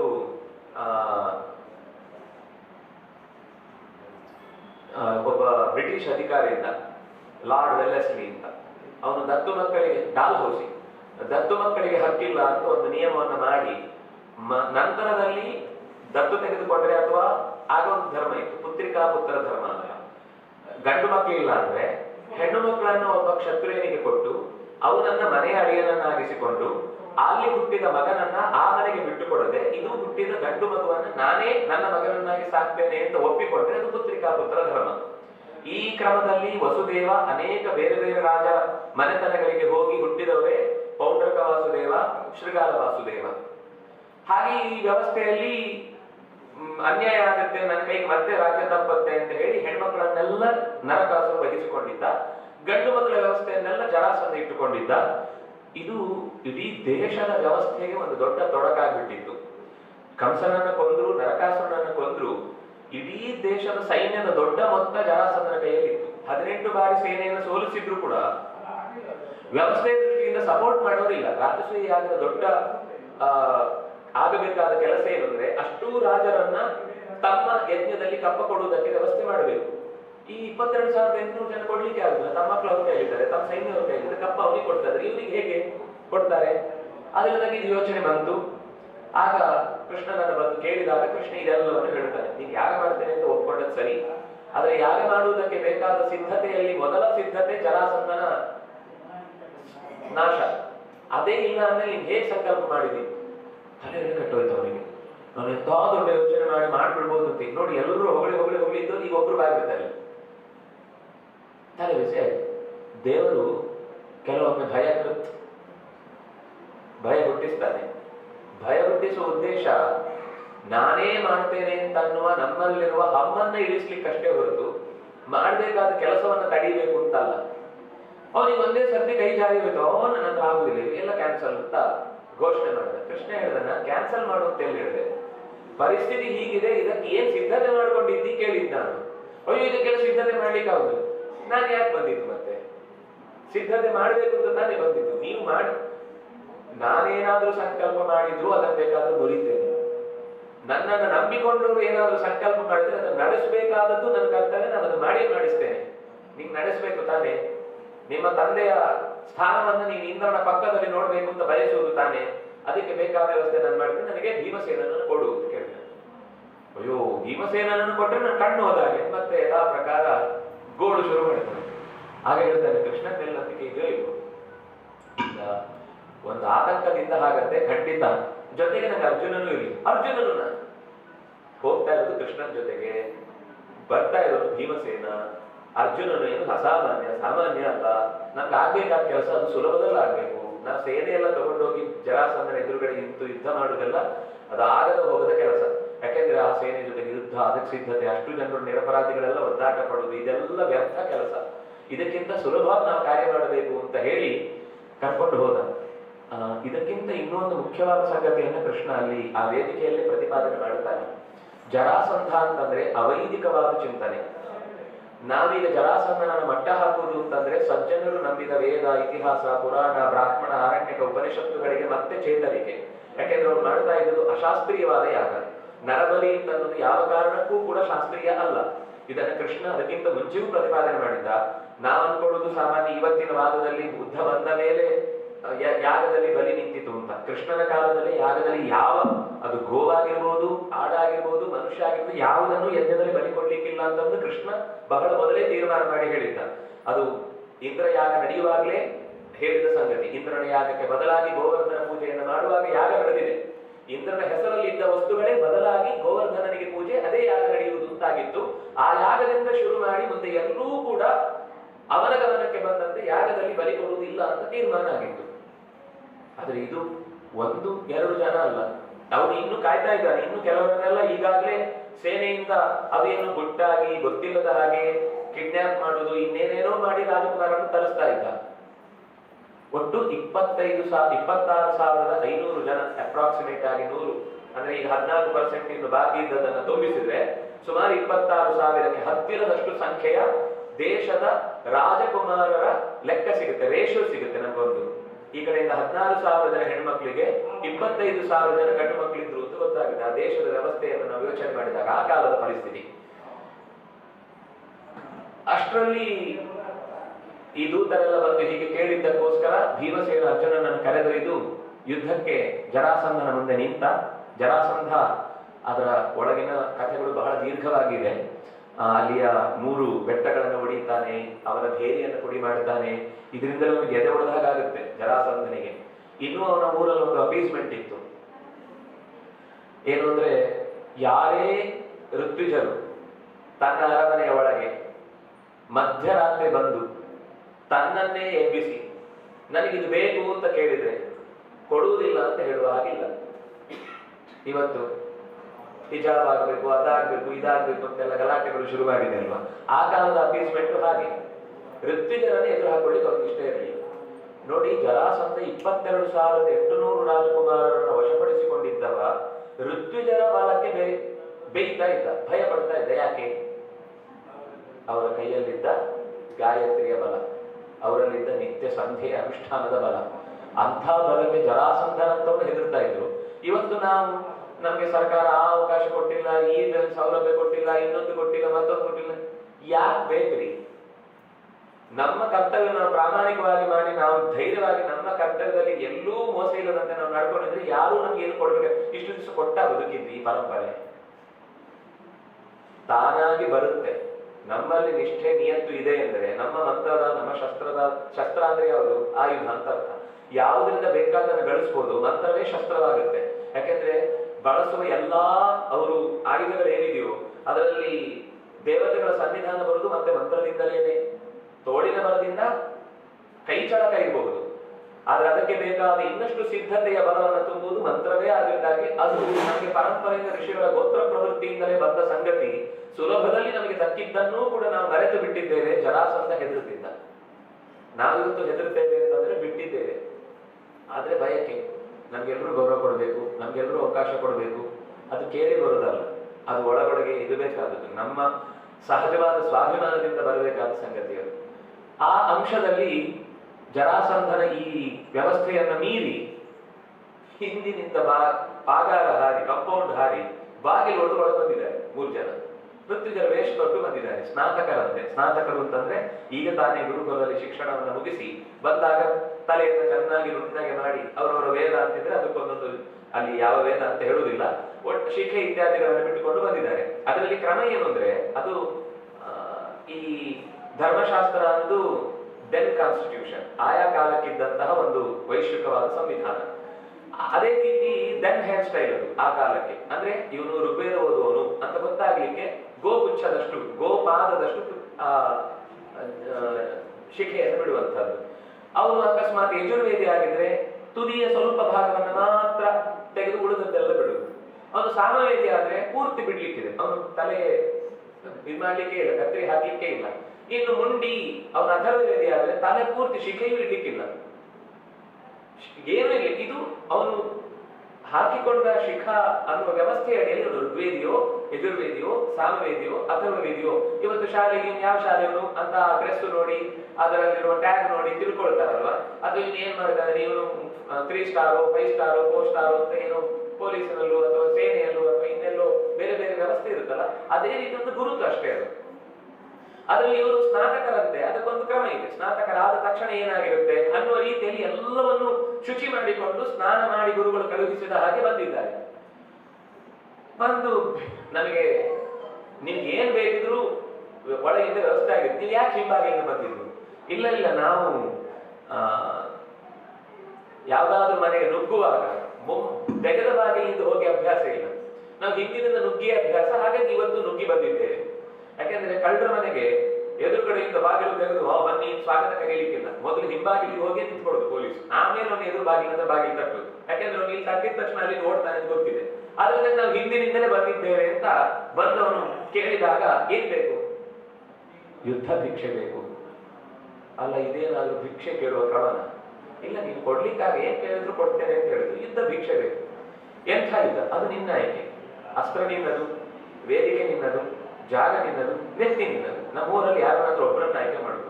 ಗೆದ್ರೆ ಇನ್ಯಾವತ್ತೂ ಕೂಡ ನಿನ್ ಸುದ್ದಿಗೆ ಬರಲ್ಲ. ನೀನು ಗೆದ್ರೆ ಇನ್ಯಾವತ್ತೂ ನಿನ್ನ ಎದುರುಗಡೆ ಬರ್ಲಿಕ್ಕೆ ಸಾಧ್ಯ ಇಲ್ಲ. ಸೋತ್ರೆ ಮುಗೀತು, ನಾವು ಇನ್ ಮುಂದೆ ನಿನ್ನ ಆಡಳಿತಕ್ಕೆ ಇವತ್ತು ಕೊನೆ ಹಾಡ್ತೇವೆ ಅಂತ. ಗಾಬರಿ ಆಯ್ತು ಜರಾಸಂಧನಿಗೆ. ಎಲ್ಲ ನೇರ ಮಾತು. ಇವನು ಅವನು ಯಾರು ಏನು ಅಂತೆಲ್ಲ ಕೇಳ್ತಾನೆ, ಮೊದ್ಲು ಹೇಳೋದಿಲ್ಲ. ಆಮೇಲೆ ನೀವು ಕ್ಷತ್ರಿಯರು ಅಂತ ನನಗೆ ಗೊತ್ತಾಯ್ತು ಅಂತಾನೆ. ಅಲ್ಲ, ಕ್ಷತ್ರಿಯರಿಗಿಂತ ನಿನಗೆ ಉಳಿದಿದ್ದು ಗೊತ್ತಾಗಿದೆ.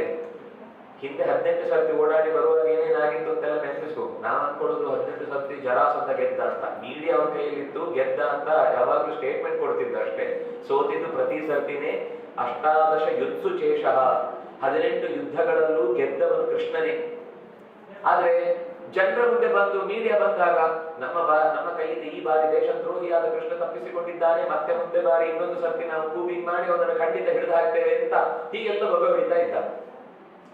ಆದ್ರೆ ಈ ಉತ್ತರ ಭಾರತದಲ್ಲಿ ಇವತ್ತಿಗೂ ಕೃಷ್ಣನ ಒಂದು ಹೊಗಳುವ ಶಬ್ದ ಇದೆ. ಹೊಗಳುದು ಅಂದ್ರೆ ಅವರು ಬರೆಯುವ ಶಬ್ದ, ಗೊತ್ತಿಲ್ಲದ ಜನ ಆಡ್ತಾ ಅದು ಹೊಗಳಿಕೆ ಆಯ್ತು. ರಣಛೋಡ್ ಅಂತ ಅವನು ಕರೀತಾರೆ, ರಣ ಬಿಟ್ಟು ಓಡಿದವನು ಅಂತ. ಆದ್ರೆ ನಿಜವಾಗಿ ರಣ ಬಿಟ್ಟು ಓಡಿದ್ರಿಂದ ಸೋತದ್ದು ಜರಾಸಂಧನೇ. ಅವರ ಸೇನೆಯವನನ್ನು ಹಿಂಬಾಲಿಸ್ಲಿಕ್ಕಾಗದೆ ನದಿಗಳಲ್ಲಿ ಕೆಲವು ಕೊಚ್ಚಿ ಹೋಗಿ, ಬೆಟ್ಟದಿಂದ ಉರುಳಿ ಬಿದ್ದು, ಮರದಿಂದ ಜಾರಿ ಹೋಗಿ, ಕೂತಲ್ಲಿ ಹುಣ್ಣಾಗಿ, ನಡಿಲಿಕ್ಕಾಗದೆ ವಸ್ತುಗಳನ್ನೆಲ್ಲ ಕಳ್ಕೊಂಡು, ದಾರಿಯಲ್ಲಿ ಕಾಡು ಪ್ರಾಣಿಗಳ ದಾಳಿಗೊಳಗಾಗಿ, ದಾರಿ ಹೋಕರ ಮಧ್ಯದ ಏಟಿಗೊಳಗಾಗಿ, ಹೀಗೆ ಎಲ್ಲಾ ಸೇನೆಯನ್ನ ಕಳ್ಕೊಂಡು ಬಿಟ್ಟಿದ್ದಾನೆ. ಕೃಷ್ಣ ಓಡುವಾಗ ಹೆದ್ದಾರಿಯಲ್ಲಿ ನೀವು ಓಡ್ಕೊಂಡು ಬನ್ನಿ ಅಂತ ಓಡಿಲ್ಲ. ನಾವು ನೋಡಿದ್ದು ಇದನ್ನ ಆಮೇಲೆ ಸರಿಯಾಗಿ ತನ್ನ ಜೀವನದಲ್ಲಿ ತಂತ್ರವಾಗಿ ಬಳಸಿದ್ದು ಶಿವಾಜಿ ಒಬ್ಬನೇ. ಅದನ್ನ ಗೆರಿಲ್ಲಾ ತಂತ್ರ ಅಂತ ಕರೀತಾರೆ. ಅಂದ್ರೆ ಯುದ್ಧದಲ್ಲಿ ಶತ್ರುವನ್ನ ಎಲ್ಲ ರೀತಿಯಿಂದಲೂ ಸೆದೆಬಡಿಯುವಂತಹ ಅವಕಾಶವನ್ನ ಕೃಷ್ಣ ಏನು ಪಡೆದಿದ್ನೋ ಅದು ಜರಾಸಂಧನಿಗೆ ಚೆನ್ನಾಗಿ ಗೊತ್ತಿತ್ತು. ಇವನು ರಣದಲ್ಲಿ ನಿಂತು ಹೇಗೆ ಯುದ್ಧ ಮಾಡ್ತಾನೋ, ರಣ ಬಿಟ್ಟು ಓಡಿದ ಅಂದ್ರೆ ಬೆನ್ನು ಕಂಡಿದ್ದು ನಮಗಾದ್ರೂ ಕೂಡ ಬೀಳುವುದು ಬೆನ್ನಿಗೆ ನಮಗೆ ಅಂತ ಅವನಿಗೆ ಗೊತ್ತಿತ್ತು. ಆದ್ರಿಂದಾಗಿ ಯಾರನ್ನ ಆಯ್ಕೆ ಮಾಡ್ಕೊಂಡಾಗ ಕೊನೆಗೆ ಆಯುಧ ನೀನೆ, ವ್ಯಕ್ತಿಯನ್ನ ನೀನೇ ಆಯ್ಕೆ ಮಾಡ್ಕೊ ಅಂತ ಹೇಳಿದಾಗ ಕೊನೆಗೆ ಅರ್ಜುನನ ಕೈಯಲ್ಲಿ ಸೋತ್ರೆ ತೀರ ಅವಮಾನ, ಕೃಷ್ಣನ ಕೈಯಲ್ಲಿ ನಾನು ಗ್ಯಾರಂಟಿ ಸತ್ತೇ ಹೋಗ್ತೇನೆ. ಅದರಿಂದ ಸ್ವಲ್ಪ ಮರ್ಯಾದೆಯ ಜೊತೆಗೆ ಚೂರು ಒಂದಿಷ್ಟು ಪ್ರಸಿದ್ಧಿ ಸಿಗ್ಲಿಕ್ಕೆ ಅವಕಾಶ ಇದ್ರೆ ಅದು ಈ ಭೀಮಸೇನ ಜೊತೆಗೆ ಅಂತ ಹೇಳಿ ಗದೆಯ ಆಯ್ಕೆಯನ್ನು ಮಾಡಿಕೊಂಡು ಮೊದಲು ಮಾತಿನಿಂದ ಯುದ್ಧ ಆಯ್ತು. ಒಂದು ದೃಷ್ಟಿ ಯುದ್ಧ, ಆಮೇಲೆ ಶಾಸ್ತ್ರದ ಯುದ್ಧ ಆಗುತ್ತೆ. ನಮ್ಗೆ ಇದು ನೇರ ಉಲ್ಲೇಖ ಇವತ್ತು ಕಥೆಗಳಲ್ಲಿ ಮಾಡುವುದೇ ಇಲ್ಲ. ವಸ್ತುತಃ ಶಾಸ್ತ್ರದ ಉಲ್ಲೇಖ ಮಾಡ್ತಾನೆ. ಅವೈದಿಕ ಮತವನ್ನು ಅವನು ನಿರೂಪಣೆ ಮಾಡ್ತಾನೆ, ಇವನು ವೈದಿಕ ಮತವನ್ನು ನಿರೂಪಣೆ ಮಾಡಿ ಇಬ್ರು ಕೂಡ ಪರಸ್ಪರ ಆ ವೇದದಲ್ಲಿರುವ ಪ್ರತಿಪಾದ್ಯವಾದ ತನ್ವೈ ವಿಷ್ಣು ಪರಮ ಉದಾಹರಂತಿ, ಎಲ್ಲ ನಾಮಗಳು ಕೂಡ ನಾಮಧ ಏಕ ಏವ ಅನ್ನುವ ನಿರೂಪಣೆಯನ್ನ ಭೀಮಸೇನ ಬಹಳ ಚೆನ್ನಾಗಿ ಮಾಡ್ತಾನೆ. ಇವನು ಜರಾಸಂಧ ಸೋತು ಹೋಗ್ತಾನೆ. ಆ ಬಳಿಕ ಕೊನೆಗೆ ಗದಾ ಯುದ್ಧ ಮಲ್ಲ ಯುದ್ಧಗಳ ಮೂಲಕ ಸುಮಾರು 15 ದಿನಗಳು ಕಳೆದಾಗ ಕೊನೆಗೆ ಅವನನ್ನ ಭೀಮಸೇನ ಕೊಲ್ತಾನೆ. ಕೊಲ್ಲುವುದರಿಂದ ನಾನು ಮೊದಲೇ ಹೇಳಿದ್ದ, ಇದು ವೈದಿಕ ಮತದ ಗೆಲುವು ಹೊರತು ಕೇವಲ ಒಬ್ಬ ರಾಜನ ನಡುವೆ ನಡೆದ ಯುದ್ಧ ಅಲ್ಲ. ಇದು ಶಾಸ್ತ್ರಗಳ ಉಳಿಕೆಗಾಗಿ ನಡೆಸ್ತಾ ಇರೋದು. ಯಾಕೆಂದ್ರೆ ಅವನಿಂದ ಆ ಮತ ಅನ್ನೋದು ಆ ಕಾಲಕ್ಕೆ ಅಷ್ಟೂ ರಾಜಮನೆತನದಲ್ಲೂ ಕೂಡ ಇದನ್ನೇ ನೀವು ಆಚರಿಸಬೇಕು ಅಂತ ಒತ್ತಡ ಹೇರಿದ್ದ. ಇದರಿಂದಾಗಿ ಒಂದು ದೇಶದ ಮೂಲ ವೈದಿಕ ಸ್ರೋತಸ್ಸೇ ಬುಡಮೇಲುಗೊಳ್ಳುವಂತಹ ಸ್ಥಿತಿ ಇದ್ದದನ್ನ ಕೃಷ್ಣ ಭೀಮಸೇನನ ಕೈಯಿಂದ ಬದಲಾಯಿಸಿದ. ಅಂದ್ರೆ ಭೀಮಸೇನನ ಕೆಲಸ ಎಷ್ಟು ದೊಡ್ಡದು ಅಂದ್ರೆ ಅಷ್ಟು ಮನೆತನಗಳಲ್ಲಿ ಮತ್ತೆ ಮೊದಲಿನಂತೆ ವೈದಿಕ ಧರ್ಮ ಅನ್ನೋದು ಉಳಿಯುವುದಕ್ಕೆ ಸಾಧ್ಯ ಆಯಿತು. ಅಂದ್ರೆ ಒಂದು ರೀತಿ ಇವತ್ತು ನಡೆಯುವ ಅನೇಕ ತರದ ಗಲಾಟೆಗಳಿವೆಯಲ್ಲ, ಅವರು ಕಮ್ಮಿ ಜನ ಇದ್ದಾಗ ಬಾಯಿ ಮುಚ್ಕೊಂಡಿರ್ತಾರೆ, ಸ್ವಲ್ಪ ಅವರ ಸಂಖ್ಯೆ ಜಾಸ್ತಿ ಆಯಿತು ಅಂದಾಗ ಈ ಎಲ್ಲಾ ಕಡೆಗಳಲ್ಲೂ ನಮ್ಗೆ ಅನ್ನಿಸ್ಬೋದು ಇದೇ ದೊಡ್ಡ ವಿಷಯ ಅಂತ. ಇದು ಸಣ್ಣ ವಿಷಯ ಖಂಡಿತ ಅಲ್ಲ. ಯಾಕೆಂದ್ರೆ 6 ಜನ ಮಾಡುವ ಒಂದು ವಿರೋಧವನ್ನ 600 ದೇಶಗಳಲ್ಲಿ ಮಾತಾಡ್ತಾರೆ ಅಂದ್ರೆ ನಾವು ಯೋಚನೆ ಮಾಡ್ಬೇಕಾದ ಸಂಗತಿ ಇದೆ ಇದರಲ್ಲಿ. ಇದು ಸುಮ್ಮನೆ ಅಲ್ಲಲ್ಲಿ ನಡೆಯುವ ಸಂಗತಿ ಅಲ್ಲ. ಇದು ಹಾಗೆ ಹಬ್ಬುತ್ತಾ ಇದೆ, ಈಗ ಹಾಗೆ ಬೆಳೀತಾ ಇದೆ. ಯಾಕೆಂದ್ರೆ ಇದರಲ್ಲಿ ಒಂದು ಮಾತು ಇದೆ. ಮತ್ತೆ ನಾವು ನಮ್ಮ ಧರ್ಮವನ್ನು ಚೆನ್ನಾಗಿ ಪಾಲನೆ ಮಾಡ್ತೇವೆ. ನೀವು ಈಗ ಹೇಳುವ ಮಾತನ್ನ ಅಥವಾ ನೀವು ನಡೆಸುವ ಧರ್ಮದ ಚಿಹ್ನೆಗಳನ್ನ ನೀವು ಯಾವಾಗಾದ್ರೂ ಹಾಕೊಳ್ತೀರಾ? ಈಗ ಮಾತ್ರ ನಿಮ್ಗೆ ಎಚ್ಚರ ಆಗುದು ಹಾಕೊಳ್ಬೇಕು ಅಂತ. ಅದು ಬಿಟ್ಟು ಬೇರೆ ಸಮಯದಲ್ಲಿ ಆಕ್ಷೇಪ ಮಾಡ್ತೀವಿ. ಆದ್ರೆ ನಾವು ಅದನ್ನ ಮನೆಯಲ್ಲಿ ಮಕ್ಕಳಿಗೆ ಅದರ ಉದ್ದೇಶ ಏನು, ಅದರ ಹಿನ್ನೆಲೆ ಏನು, ಅದರ ಅಗತ್ಯ ಏನು ಅಂತ ತಿಳಿಸದೇ ಇರುವುದರಿಂದ ಕೆಲವೊಂದು ಜನ ಮಾತ್ರ ಅದಕ್ಕೋಸ್ಕರ ಹೋರಾಟ ನಡೆಸು. ಎಷ್ಟೋ ಸರ್ತಿ ಮನೆಯ ಹೊರಗಡೆಯ ಶತ್ರುಗಳಿಗಿಂತ ಒಳಗಡೆಯ ಶತ್ರುಗಳಿಗೆ ಭಯ ಅಪಾಯಕಾರಿ ಅಂತ ಅನ್ನುವ ಹಾಗೆ ನಾವು ತಿಳಿಸದೇ ಇದ್ದಂತಹ ಸಂಗತಿಗಳು. ಯಾಕಂದ್ರೆ ಕೆಲವೊಂದು ಮಕ್ಕಳು ಪ್ರಶ್ನೆ ಮಾಡಿದಾಗ ದೊಡ್ಡವರು ಹೇಳಿದ್ ಮಾಡ್ಬೇಕಷ್ಟೇ ಅಂತ ನಾವು ಅಂದ ಮಾತು ಅದು ಇಲ್ಲೆಲ್ಲ ರಿಫ್ಲೆಕ್ಟ್ ಆಗ್ತಾ ಹೋಗುತ್ತೆ. ಈ ಪರಿಸ್ಥಿತಿಯಲ್ಲಿ ಅವರನ್ನ ಬಳಸ್ತಾರೆ. ಅದನ್ನು ಕೊಡುವುದಕ್ಕೆ ಅಂತ ಸಾಂವಿಧಾನಿಕವಾಗಿ ಎಲ್ಲರಿಗೂ ಬದುಕಲಿಕ್ಕಿದೆ.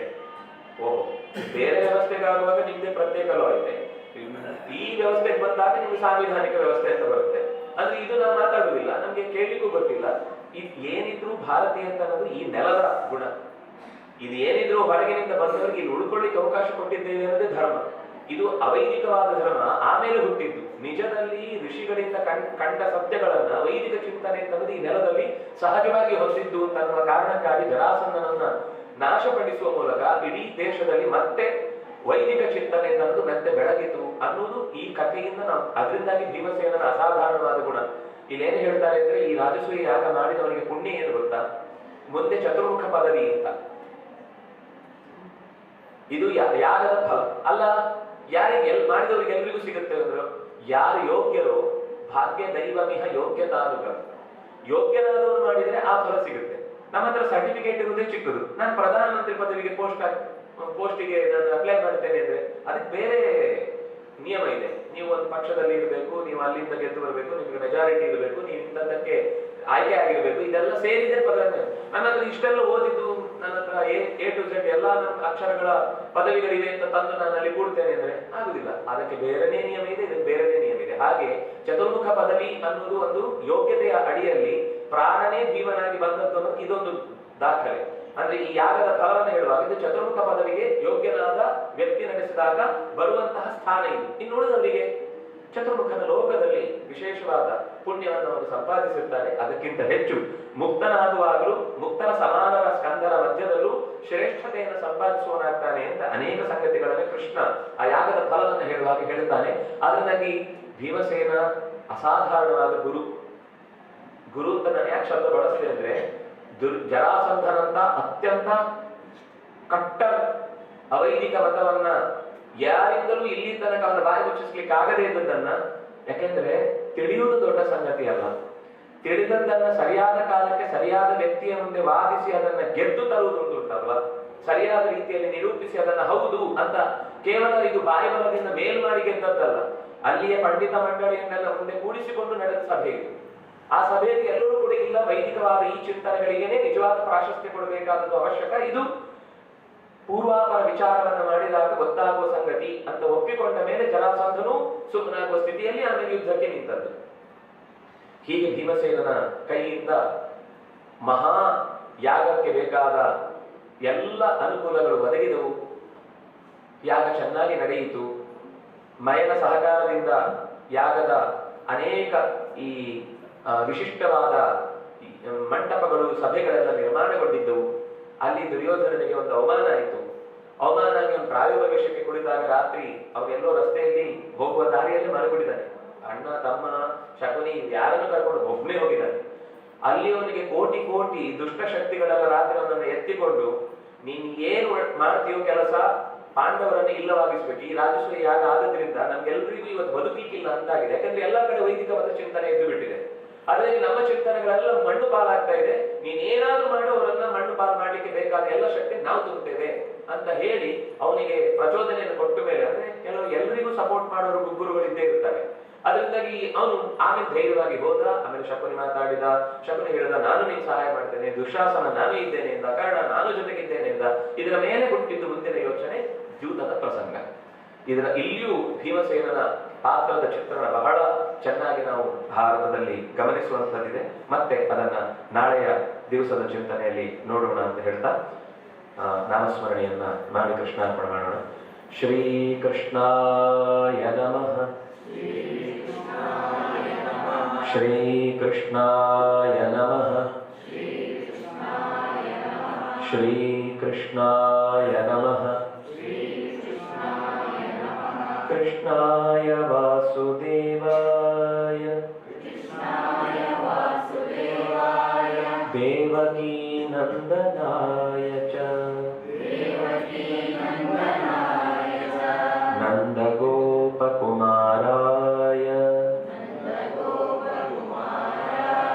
ಗೋವಿಂದಾಯ ನಮೋ ನಮಃ.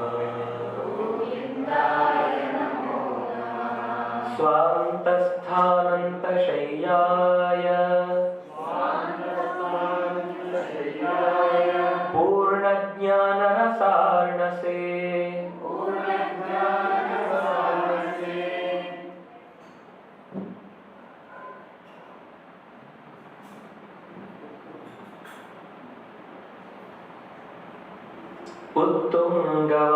ಉತ್ತುಂಗವಾಕ್ತರಂಗಾಯ ಮಧ್ವದುಗ್ಧಾಬ್ದಯೇ ನಮಃ. ಹರೇ ರಾಮ ರಾಮ ರಾಮ ಹರೇ ಹರೇ.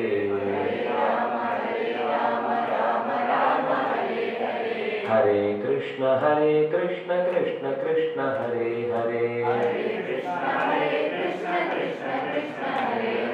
ಹರೇ ರಾಮ ರಾಮ ರಾಮ ಹರೇ ಹರೇ.